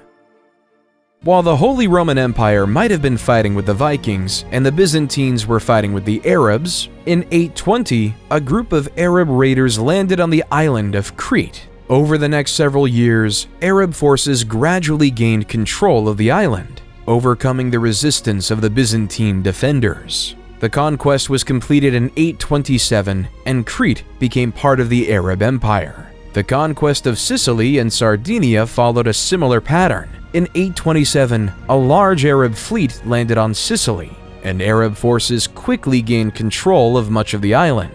They then moved on to Sardinia, which fell to the Arab invaders in 828. In the Holy Roman Empire, once Louis the Pious died in 840 AD, so did the Charlemagne Empire. The infighting between family members grew, leading to the Holy Roman Empire being divided between three family members in the famous Treaty of Verdun. In the west, the formation of the West Frankish Kingdom was given to Charlemagne's grandson, Charles the Bald, in modern-day France. In the East Frankish Kingdom was given to another grandson, Louis the German, which was obviously settled in modern-day Germany, while the Middle Kingdom was given to Charlemagne's eldest son, Lothair. However, being squeezed in between the West and East Frankish kingdoms gave the Middle Kingdom a short lifespan and was practically irrelevant. The Vikings weren't just a problem for mainland Europe, they were pillaging everything in mainland England.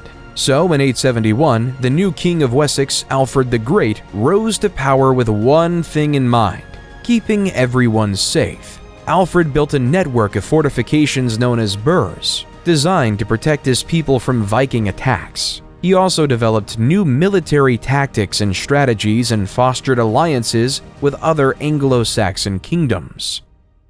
Unlike in Great Britain, though, the Vikings were actually invited to Russia. According to Russian legend, the tribes in Russia were tired of dealing with political strife, so they invited the Varangians, a sect of Vikings, to establish order and a government over there. Hence, Rurik came with his two brothers to the city of Novgorod, and using the Vikings' famous force, they were able to establish order in the city, declaring Rurik as their new king, creating the Kievan Rus dynasty. Under the military leadership of Oleg, one of the Rurik kingsmen, the Kievan Rus started establishing Smolensk and Kiev in modern-day Ukraine, creating the forefront of Russia today. While back in England, expanding upon his grandfather Alfred the Great's alliance network, Athelstan was declared King of Essex. Athelstan was able to get all the Anglo-Saxon kingdoms to work together to fend off the Vikings of the British Isles. He was declared to be the first king of England due to his ability to navigate alliances and keep everyone safe, beginning one of the longest monarchies in human history. While the East Frankish Kingdom was facing a similar problem, the pagan Magyars were attacking everyone across the kingdom, leaving the kingdom to live in fear. However, King Otto of the East Frankish Empire was able to defeat the pesky Magyars at the Battle of Lechfeld in 955. Then, in 961, he could fully conquer all of the kingdoms of Italy, restoring Christendom to all the former pagans. So in 962, Otto I was coronated to Pope John XII in Rome to be the new Holy Roman Emperor. In France, though, the West Frankish Kingdom was struggling, because in 987, King Louis V, a direct descendant of Charlemagne, died at age 20 without leaving an heir to take over their dynasty, leaving the French monarchy in peril. So the French aristocracy had an election between Hugh Capet, a noble with extensive lands in the region of Isle-de-France, and Charles, Duke of Lower Lorraine. With the support of Adalbero, the Archbishop of Reims, Hugh Capet became the first king of France, starting the Capetian dynasty. However, at this time, the typical person in Europe was always living in fear. Every civilization was on the verge of conquering. They've all become land-hungry and were willing to fight for it. So across Europe at this time, every civilization started to entrench their society in the ideas of feudalism, leading to another social pyramid. At the bottom lay the serfs. Their job was to farm the land and ensure everyone was fed. Then came the knight, who provided protection for the people. Then came the nobles, who ruled over a specific territory, owning the land. Then came the kings, as previously mentioned, who gave lands to the nobles. But all the way at the top was the Pope, because the Pope could speak directly to God and had God-given ownership of all the lands.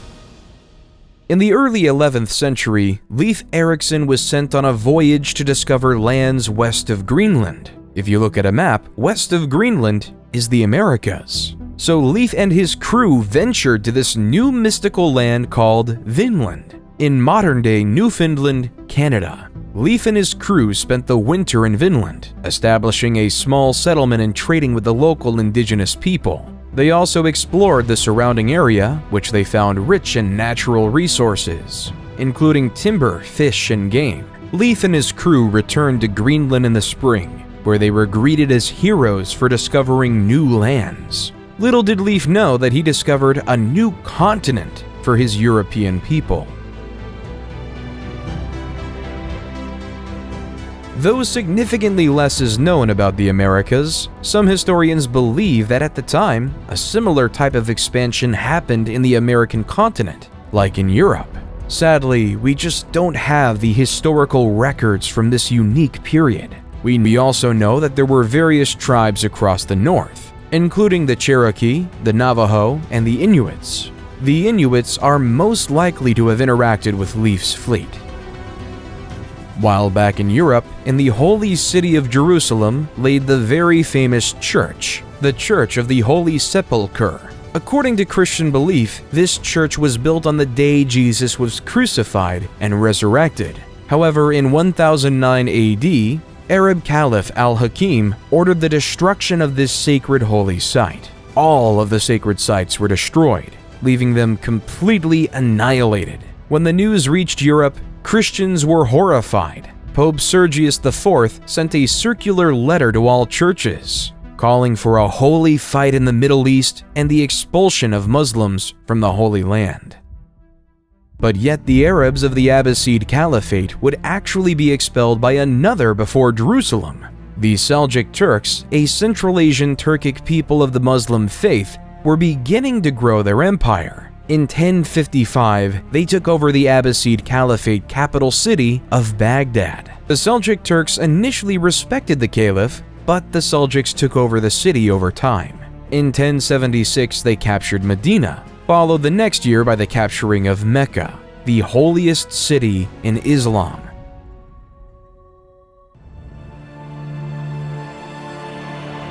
Due to this, the Muslim world wasn't ready for Pope Urban II at the Council of Clermont in 1095 to call upon all Christians to take up arms and liberate the Holy Land from Muslim rule. The Pope promised spiritual rewards and forgiveness of sins to those who joined the crusade, and many knights, nobles, and peasants were inspired to take up the cause. Many European nobles, such as Godfrey of Bouillon, Toulouse, Bohemond of Taranto, and Robert of Flanders, brought their armies from Europe on their journey to Jerusalem.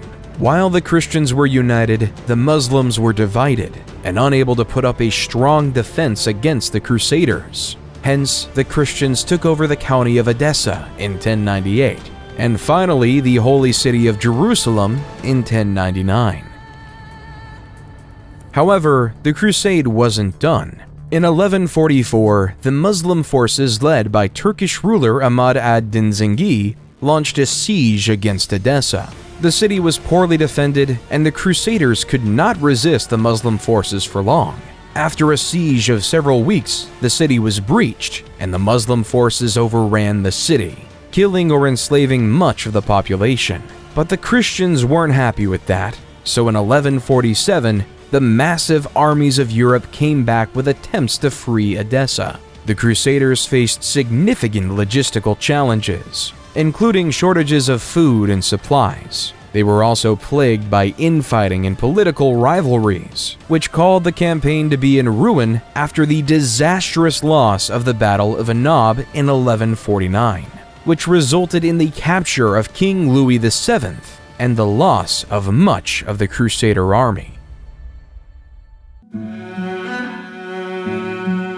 While the Christians and Muslims were fighting, the Hindus in the Khmer Empire, under King Suryavarman II, built a fantastic temple for the Hindu god Vishnu called the Angkor Wat. Vishnu is an important god in Hinduism, known as the preserver and protector of the universe. He has 10 incarnations, or avatars, and is often depicted as having blue skin and holding 4 objects. As you approach Angkor Wat, you are greeted by a massive moat and a grand entrance gate adorned with intricate carvings of mythological creatures and deities. The main temple rises like a towering mountain, with intricate carvings and reliefs that tell the stories of Hindu mythology and the history of the Khmer Empire. The temple's galleries are lined with stunning bas-reliefs depicting scenes of battles, ceremonies, and daily life in ancient Cambodia. At the heart of the complex is the central sanctuary, a massive pyramid-like structure surrounded by smaller temples and courtyards. The sanctuary is considered the most sacred part of the temple, adorned with intricately carved statues and images of Hindu gods and goddesses. It was an incredible feat of human ingenuity. But yet in 1187, the Muslim commander from Egypt, Saladin, became fed up with the Christian rule of Jerusalem. So he declared a holy war across the Muslim world in order to reconquer Jerusalem from the Christians. The battle occurred on a scorching hot day in the hills near the Sea of Galilee. Saladin's forces numbered around 20,000. The Crusaders had a much smaller force of around 12,000 knights, soldiers, and civilians under the aptly named king, King Guy. The battle began with skirmishes between the two sides, but soon escalated into a full-scale engagement. Saladin's forces could use their superior cavalry to encircle the Crusaders, who could not break through the Muslim lines. The heat and thirst soon took a toll on the Crusaders, who were weakened and disoriented. The Muslim forces took advantage of the situation. They launched a fierce attack, breaking through the Crusader lines and capturing many knights. King Guy and a small group of knights were able to escape the battlefield. Still, the majority of the Crusader army was destroyed. The loss of the battle was a severe blow to the Christian forces in the region, and it paved the way for Saladin's conquest of Jerusalem. But the Christians weren't going to allow that. So, guess what happened? Another crusade. This time, the 3 most powerful monarchs at the time, Emperor Frederick I of the Holy Roman Empire, King Richard I of England, and King Philip II of France, sent their best armies to reconquer the holy city of Jerusalem. However, all the force in the world couldn't retake Jerusalem from the grips of Saladin, leaving the Third Crusade to be a failure.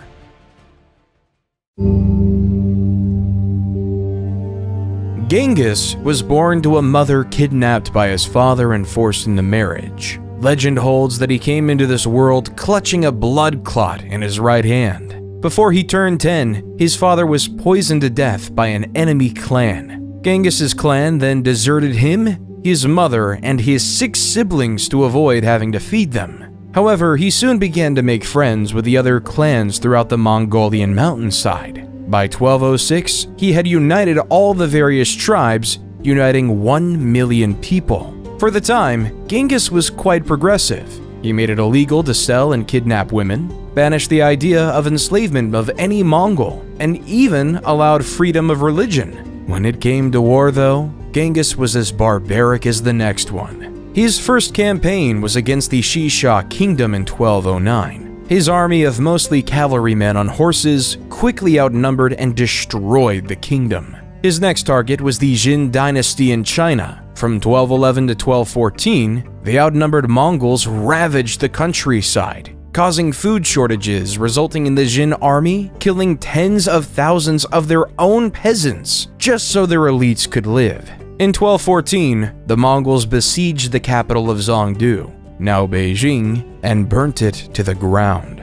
In the early 13th century, King John was facing increasing pressure from his barons, who were demanding greater rights and protections under the law. In response to their demands, John agreed to meet with the barons and negotiate a settlement. The result of these negotiations was the Magna Carta, a document that set out a series of rights and freedoms that the king could not violate. Among these rights were the right to a fair trial, the right to due process of law, and the right to be protected from arbitrary arrest and imprisonment. The Magna Carta also established the principle of habeas corpus, which required the government to produce a prisoner in court and provide a lawful reason for their detention. This principle has been a cornerstone of modern legal systems around the world.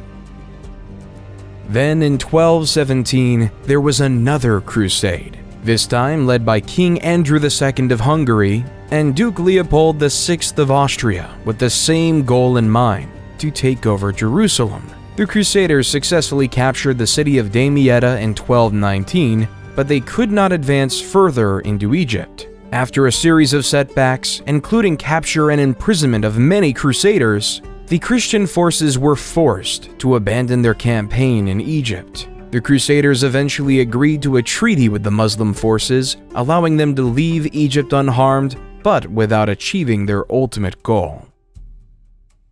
Genghis Khan wasn't done though. In 1219, went to war against the Khwarezm Empire in present-day Turkmenistan, Uzbekistan, Afghanistan, and Iran.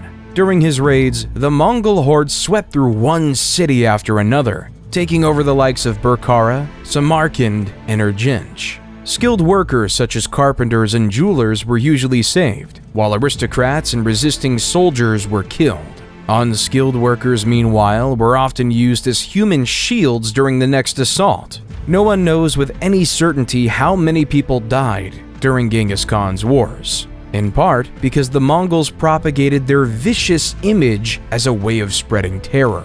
At Genghis Khan's death, he controlled a massive territory from the Sea of Japan to the Caspian Sea. However, even more impressively, around 8% of the men in South Asia descend from Genghis Khan today.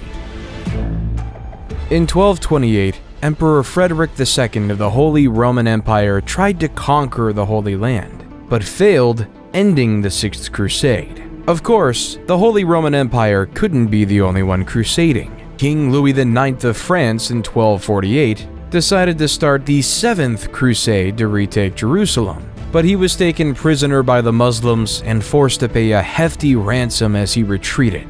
However, that didn't deter King Louis IX, because in 1270 he was at it again, trying to free Jerusalem from the grips of Muslim rule, but this time he died of dysentery. Once King Louis IX died, his troops retreated, creating the eighth and final time there was a crusade. In England, though, in 1295, England was making a diplomatic headway. In a letter summoning Parliament, King Edward I wrote, "Since a most righteous law of the emperors ordains that what touches all should be approved by all, so it appears that common dangers should be met by remedies agreed upon in common. As King Edward, I would then request 1/10 of the incomes of nobles and 1/11 of the income of knights, creating one of the first parliaments we would see in the New Age." While down in Africa, a leader of extravagant wealth, Mansa Musa, was gaining power. On his famous Hajj, a religious Muslim pilgrimage to Mecca that every Muslim should make at least once in his life, Mansa Musa, with his caravan of camels and an army of scholars, gave vast amounts of gold to any poor person he saw, hence crashing all of the economies in northern Africa due to the inflation of gold. When Mansa Musa returned to Mali, he made it his life purpose to make Timbuktu the Muslim capital of knowledge. So Mansa Musa invested heavily in building the University of Sankore. Various Islamic faith scholars quickly made their way to Sankore to study Islamic theology, law, and literature with over 1 million manuscripts. Mansa Musa was also a very religious man with a policy that he commissioned a new mosque every Friday. However, sadly though, only the Djingarabur Mosque in Timbuktu stood the test of time.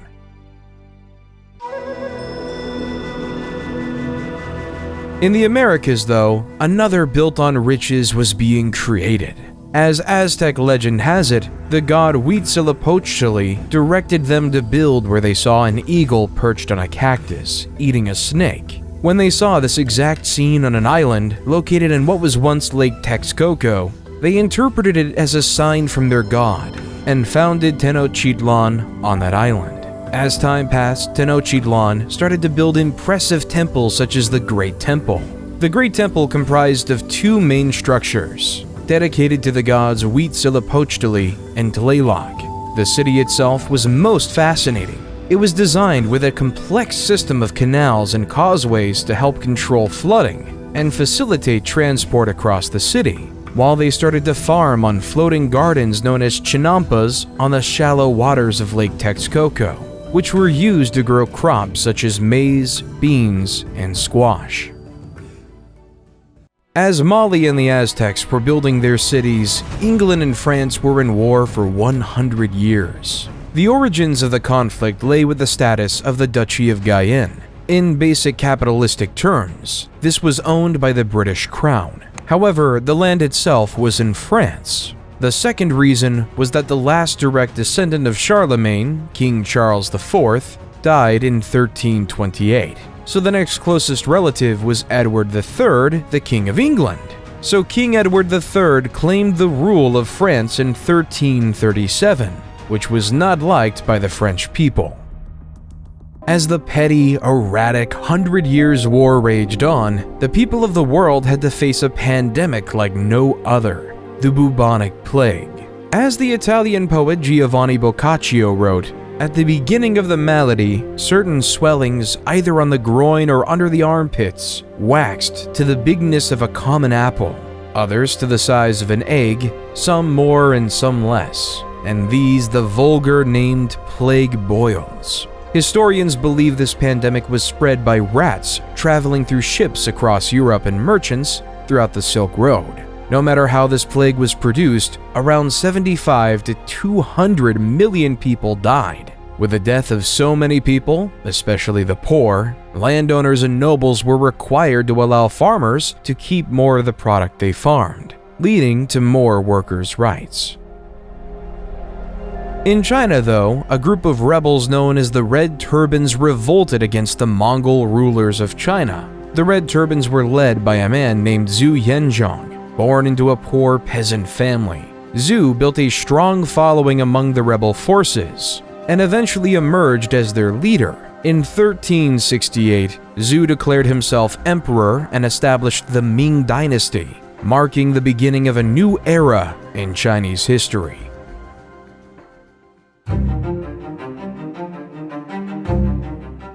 In 1428, at the age of 16, Joan left her home in the village of Domremy and traveled to the court of Charles VII, where she asked for permission to lead the French army against the English. At first, her request was met with skepticism and disbelief. Still, Joan persisted and eventually won the support of the French commanders. Joan's first major military victory came in the Siege of Orleans in 1429. She led the French troops in a series of daring attacks on the English forces, and she broke the siege and liberated the city. This victory boosted French morale and helped to turn the tide of the war in their favor. Over the next several months, Joan led the French army to victories against the English, including the Battle of Patay in June 1429. However, her success also made her enemies in the English and French court.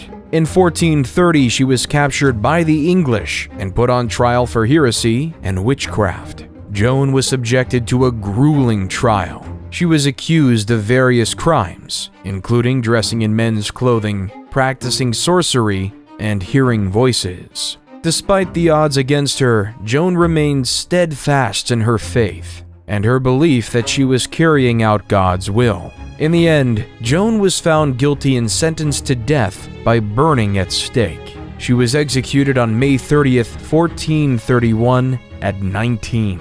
Then, 20 years later, in the Battle of Castilian, Charles VII of France led a French army which defeated the English army, effectively ending English territorial claims in France.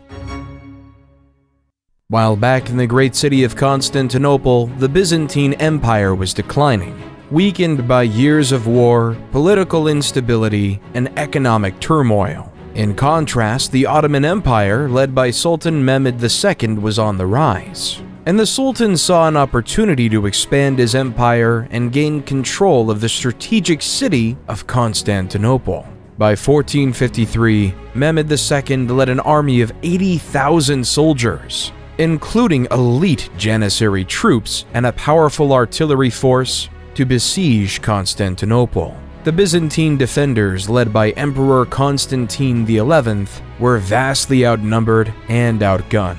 They faced a seemingly impossible task to hold off the Ottoman assault. The Ottomans bombarded the city with artillery for nearly 2 months, causing extensive damage to the walls and fortifications. The Byzantine defenders, meanwhile, struggled to maintain morale and keep their troops fed and supplied. Then, on the fateful day, May 29, 1453, the Ottomans launched a massive assault on the city. Climbing up, covered by siege towers, they were able to breach the walls and gain access to the city.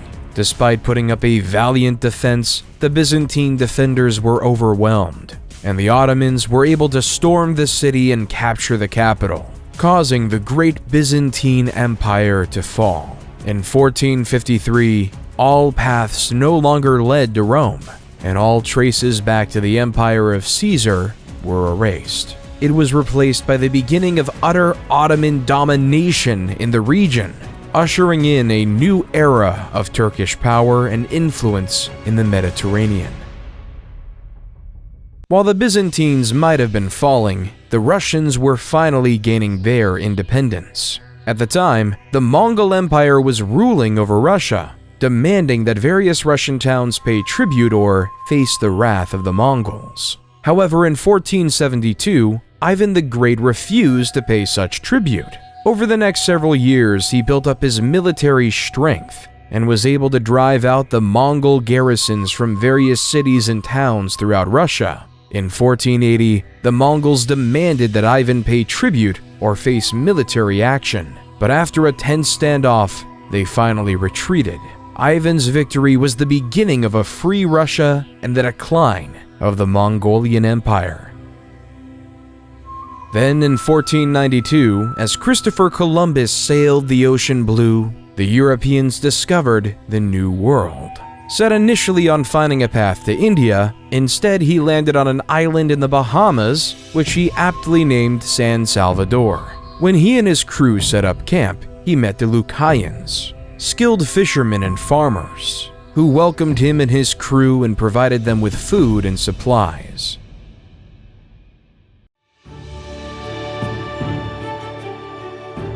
While back in Europe, a golden age of culture was upon us. In 1503, Leonardo da Vinci painted the Mona Lisa. Da Vinci's biographer, Walter Isaacson, says, "The Mona Lisa, to me, is the greatest emotional painting ever done. The way the smile flickers makes it a work of art and science because Leonardo understood optics, the muscles of the lips, and how light strikes the eye. All of it goes into making the Mona Lisa smile so mysterious and elusive." In 1504, Michelangelo sculpted David. Michelangelo would say, "In every block of marble, I see a statue as plain as though it stood before me, shaped in perfect in attitude and action. I have only to hew away the rough walls that imprison the lovely apparition to reveal it to the other eyes as mine see it." While in 1506, Michelangelo was painting the magnificent painting of the Sistine Chapel. While in the political world, Niccolò Machiavelli is one of, if not the most influential, pieces of literature we have today. The Prince is a political manifesto that comments on the past civilizations we've heard about in this video. Machiavelli writes, "It is much safer to be feared than loved, because love is preserved by the link of obligation, which, owing to the baseness of men, is broken at every opportunity for their advantage. But fear preserves you by a dread of punishment which never fails." Think about the ordinary farmer. Think about the man who spends generations of their life farming, giving heavy taxes to a noble lord for doing nothing except protecting them. Why won't the farmers rebel? It's because they're afraid of what would happen without their leaders. Without the elites, the Huns or the Mongols can come to your farm and destroy you on their own. So you live in fear as to what might happen to you, leaving you to give your wheat to said leader.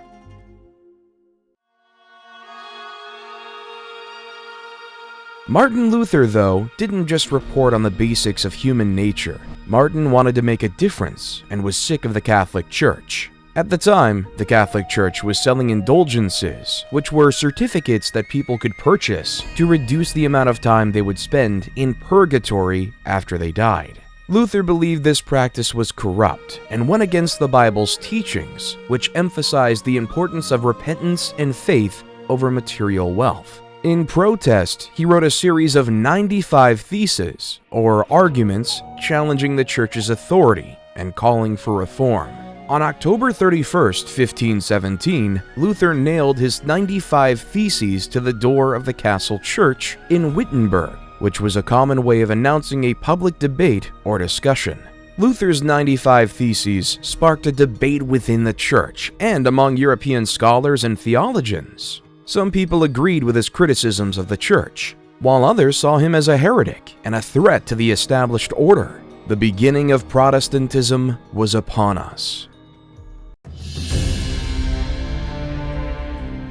In 1519, though, the Spanish conquistadors, under the leadership of Hernan Cortés, arrived on the Aztec shores. They were greeted by the Aztecs, who gave gifts of gold and silver of incredible wealth to the Spanish, as they believed that the Spaniards were emissaries of the god Quetzalcoatl. However, Cortés soon revealed his true intentions: to conquer the Aztec Empire and claim its wealth for Spain. Over several years, Cortés and his forces engaged in a series of battles with the Aztecs, marked by intense violence and brutality. The Spanish were aided by their superior military technology, including guns and cannons, and by the support of indigenous allies, who were the enemies of the Aztecs. Despite being vastly outnumbered, Cortés and his men made significant gains against the Aztecs, eventually laying siege to their capital city of Tenochtitlan. After months of fighting, the city fell to the Spanish in 1521, and the Aztec Empire was effectively destroyed. Then, following the strategy of Cortés, Francisco Pizarro led an expedition that conquered the Incan Empire in present-day Peru. Though the violence was authoritarian, the biohazards were even more demanding. The Europeans, due to having survived illnesses such as the bubonic plague and smallpox, developed immunity to many of these diseases that they've, one way or another, spread to the native people, essentially over time, killing them off.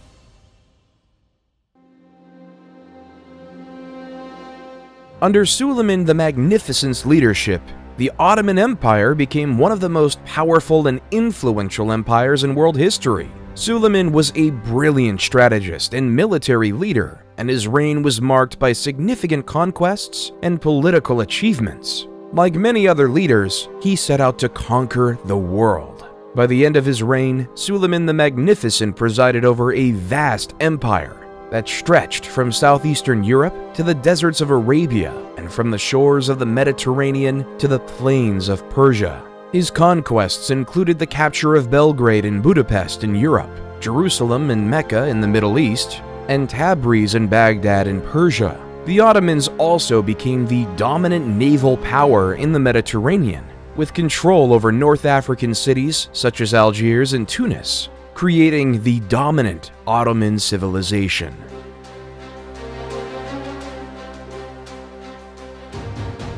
But yet, all things fall when one is in love, and the murder-happy King Henry had fallen in love with Anne Boleyn and was desperate to marry her. However, Catherine of Aragon was still alive, and the Catholic Church did not recognize divorce. Henry's solution was to break away from the Catholic Church and established the Church of England, with himself as the head. In 1534, Henry passed the Act of Supremacy, which declared that the king, not the Pope, was the supreme head of the Church of England. leaving the Catholic Church to be angry and excommunicate Henry VII, leaving a schism between the Church of England and the Catholic Church even today. Ivan the Terrible is now the ruler of Russia. In the early years of his reign, Ivan enjoyed significant success, launching military campaigns against neighboring kingdoms and expanding Russia's borders. He also oversaw the construction of magnificent public works, including St. Basil's Cathedral in Moscow. However, as Ivan grew older, he became increasingly paranoid and erratic. He launched a series of brutal purges and executions, targeting anyone he perceived as threatening his power. He also had a volatile temper, lashing out at advisors and nobles who dared to question his decisions. In 1560, Ivan suffered a devastating personal loss when his beloved wife Anastasia died. This event seems to have triggered a significant psychological breakdown, and Ivan became increasingly unstable and violent. He launched a series of bloody campaigns against his own people, including the notorious Oprichnina, a campaign of terror and repression that killed thousands of Russians and destroyed countless homes and families, truly deserving of the name Terrible. While Russia was going through that, England was on the rise with the start of the English Renaissance under the leadership of Queen Elizabeth I. Elizabethan playwrights dominated the scene, creating written words that were poetic in language and poignant in meaning. They've even written plays about people we've already talked about. William Shakespeare wrote many plays, including Histories, Julius Caesar, which was about the assassination of Julius Caesar, King John, which was about the 100 Years' War, and Henry VII was a play about showing human needs to gain power. Other notable playwrights who filled the scene were Christopher Marlowe, Ben Jonson, and John Webster. While on the other side of the world, the English colony of Jamestown was forming in Virginia, under the Virginia Trading Company. Slightly up north, Samuel de Champlain was establishing the French colony of Quebec in Canada. While back in the Old World, they were having a new era of fighting, the 30 Years' War. This time, it was between the Protestants and the Catholics. It began in 1618 when the Holy Roman Emperor attempted to impose Catholicism on the Protestant population of Bohemia. The Bohemians rebelled, and soon the conflict spread throughout the region. Over the next 30 years, armies marched and counter-marched across Europe, leaving a trail of destruction and devastation. The war was characterized by brutal sieges, bloody battles, and atrocities committed by both sides. At its height, the war involved most of the major powers of Europe, including France, Spain, Sweden, and the Holy Roman Empire. It was fought along religious, political, and economic lines, with each side vying for dominance and control. The war finally ended in 1648 with the signing of the Peace of Westphalia. The treaty recognized the Dutch Republic's independence, established the individual state's sovereignty within the Holy Roman Empire, and ended the religious conflicts that fueled the war.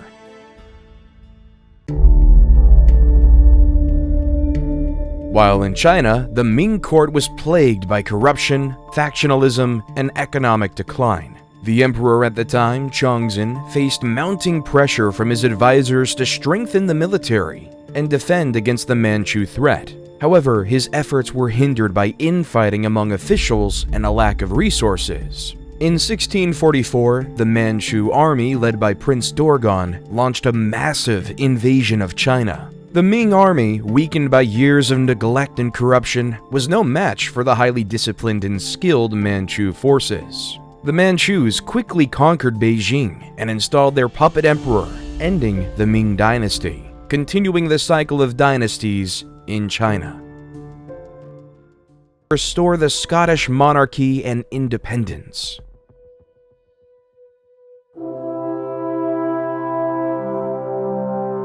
Then, on July 4th, 1776, A group of American patriots stood in a room in Philadelphia, signing a document that would say the words, "We hold these truths to be self-evident, that all men are created equal, that they are endowed by their Creator with certain unalienable rights, that among these are life, liberty, and the pursuit of happiness." War in the Americas was on. But back in Europe, the tone was quite different. Adam Smith published the famous book, The Wealth of Nations, The Foundations of Laissez-faire Economics, which essentially says the market would balance itself out over time. In Austria, Mozart was performing his magnum opus, the Hafner Serenade. Mozart's Hafner Serenade is a charming and elegant work featuring courtly dance music and light, lyrical melodies. Its graceful melodies, subtle harmonies, and elegant instrumental writing characterize it.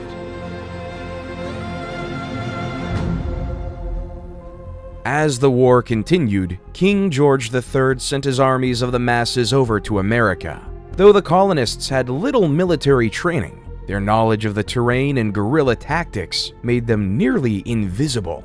At the same time, the Red Army coats were easy to see for the Americans. In the summer of 1781, George Washington and French General Rochambeau marched their forces south to Virginia, where they laid siege to Cornwallis and his army at Yorktown.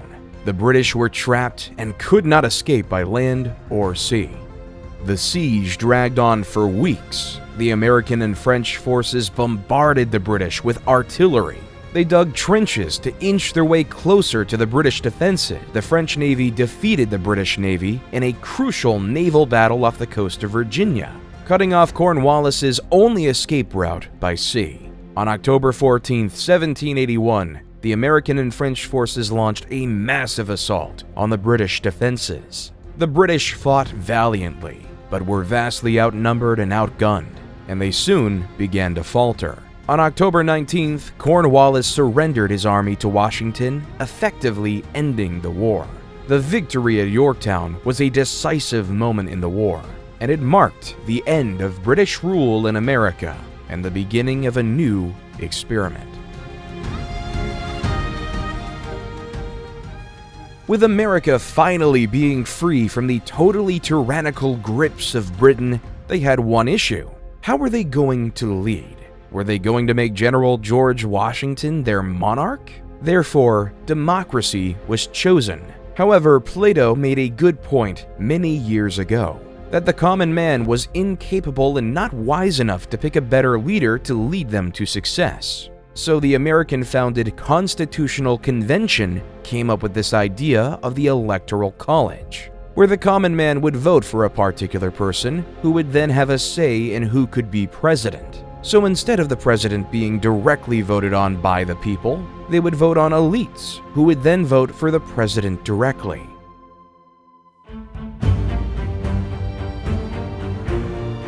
The French then noticed how well the American Revolution went. At the time, the French were ruled by King Louis XVI and his wife, Queen Marie Antoinette. As Queen Marie Antoinette told the peasants, "Let them eat cake," the people of France got together. They decided they wanted more say in how the country was run, and they formed a group called the National Assembly and started making new laws to give them more rights. One of the most famous events of the French Revolution was the storming of the Bastille. This was a prison that represented the king's power, and the people wanted to show that they were not afraid of him. They broke into the prison and freed the prisoners, which started a revolution throughout France. Many influential people lost their heads during the revolution, including King Louis XVI and his wife, Queen Marie Antoinette. The people were tired of being ruled by a king and queen who didn't care about them, and they wanted to create a new system where everyone would have a say. And the people of France voted in Maximilien Robespierre. In 1789, Robespierre was elected as a delegate to the Estates General, which was convened to address France's financial crisis. He quickly emerged as a leading voice in the National Assembly, advocating for the ordinary people's rights and opposing the aristocracy's power. As the revolution continued, though, Robespierre became increasingly radical in his views, advocating for the execution of King Louis XVI and the establishment of a republic. He was elected to the powerful Committee of Public Safety in 1793, tasked with protecting the revolution and rooting out enemies of the state. Under Robespierre's leadership, the committee launched a period of intense repression known as the Reign of Terror. Thousands of people were arrested, tried, and executed for crimes against the revolution. Robespierre became known as a ruthless and uncompromising figure. However, Robespierre's power began to wane as the people grew tired of the violence and the instability of the revolution. In 1794, he was arrested and imprisoned along with his closest allies. On July 28, 1794, Robespierre was taken to the guillotine and executed. The execution marked the end of the Reign of Terror and democracy for now in France. Instead, they moved to a directory. A directory is a government led by a 5-member executive council, known as the Directory, which was chosen by the Council of Elders. This legislative body was also part of the new government. The Directory was meant to serve as a moderating force, balancing the interests of the various factions that had emerged during the revolution.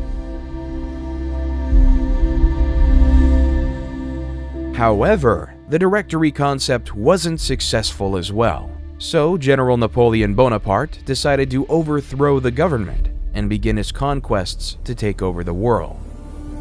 So off Napoleon went to conquer much of Europe.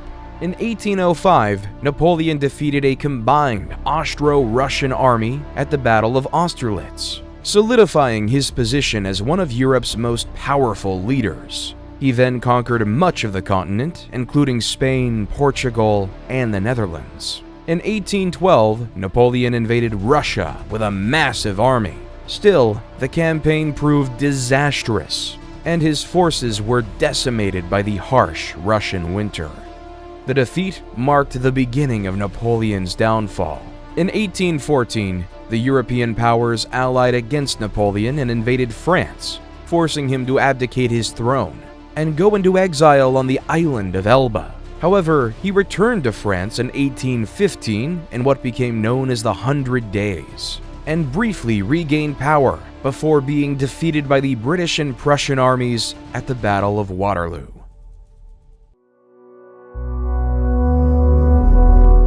While back in the Americas, Simón Bolívar was on his military campaigns to free Latin American countries from the grasp of the Spanish colonial rule. Bolívar began his military campaigns in Venezuela in 1810, where he led a successful uprising against the Spanish colonial authorities. He then moved on to Colombia, where he won a series of important victories against the Spanish, including the Battle of Boyacá in 1819, which secured the independence of Colombia. Bolívar then turned his attention to Ecuador and Peru, where he won a series of decisive battles that helped secure both countries' independence. He captured the city of Lima in 1824, effectively ending Spanish control of Peru. Bolívar's final military campaign was in Bolivia, where he led the fight for independence against the Spanish in 1825. Bolivia was named in honor of Bolívar, who played a critical role in its liberation.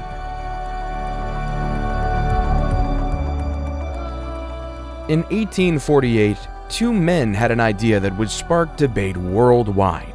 Karl Marx and Friedrich Engels wrote the book called The Communist Manifesto, which is a book about the idea of communism, where instead of a capitalistic system, where the nobles or bourgeois own everything and the workers and proletariats work for slave wages, instead, what if the proletariats owned the means of production and all worked together? As Marx and Engels would write, let the ruling classes tremble at a communistic revolution. The proletarians would have nothing to lose but their chains, and they have, and they'd to win.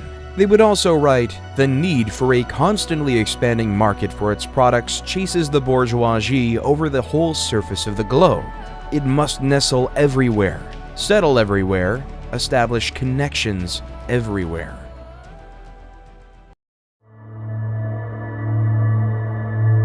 Right after the writing of the Communist Manifesto began a period in Europe known as the Scramble for Africa. It all began in the 1870s when European countries began to explore the interior of Africa, looking for new territories to claim and resources to exploit.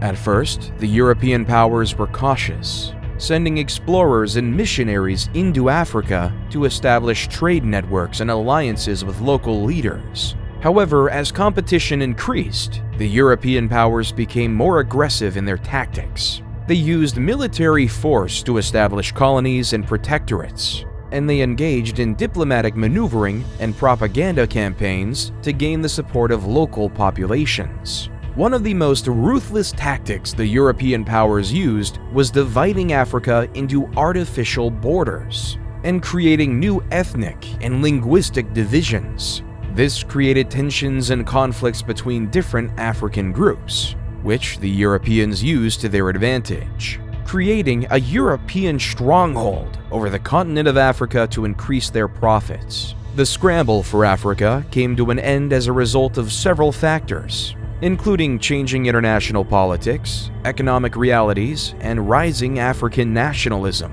One of the key factors that contributed to the end of the scramble for Africa was the changing balance of power in Europe. By the early 20th century, European powers were increasingly focused on competition with each other, particularly in Europe itself, and were less interested in acquiring new colonies in Africa. This was due in part to the growing tensions between European powers that would eventually lead to the outbreak of World War I in 1914. Because on June 28, 1914, a shot was heard around the world with the assassination of Archduke Franz Ferdinand. Franz Ferdinand was the heir to the throne of Austria-Hungary, and his assassination by a Serbian nationalist named Gavrilo Princip sparked a diplomatic crisis that quickly escalated into a global conflict. In the aftermath of the assassination, Austria-Hungary declared war on Serbia, triggering a complex web of alliances and treaties that drew other countries into the conflict. Germany, an ally of Austria-Hungary, declared war on Russia and France, while Great Britain, which had a treaty with Belgium, declared war on Germany. Within weeks, most of Europe was embroiled in a brutal and devastating conflict. In November 1918, after 4 years of brutal fighting, the Allied powers and the Central Powers agreed to an armistice, effectively bringing an end to the war and the demise of the Ottoman Empire. On November 11th, the armistice went into effect, and the guns fell silent across Europe.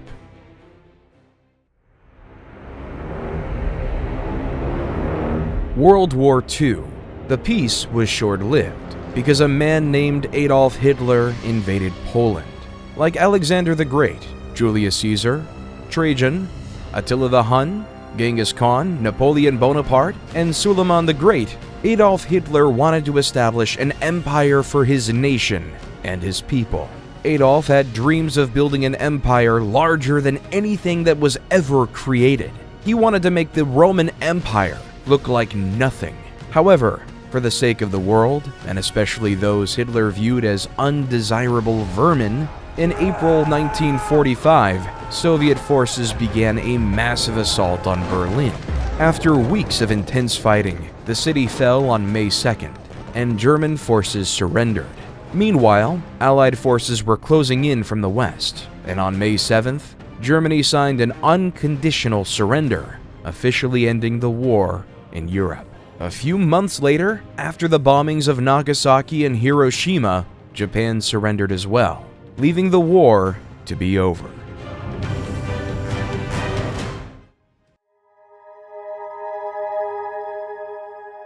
From World War II on, the world has faced a technological revolution. With Alan Turing's invention of the computer during the war, the world became global. For 50 years, America and the Soviet Union were at war, despite the fact that they were on two totally different continents. In 1969, Neil Armstrong landed on the moon, saying, "That's one small step for man, one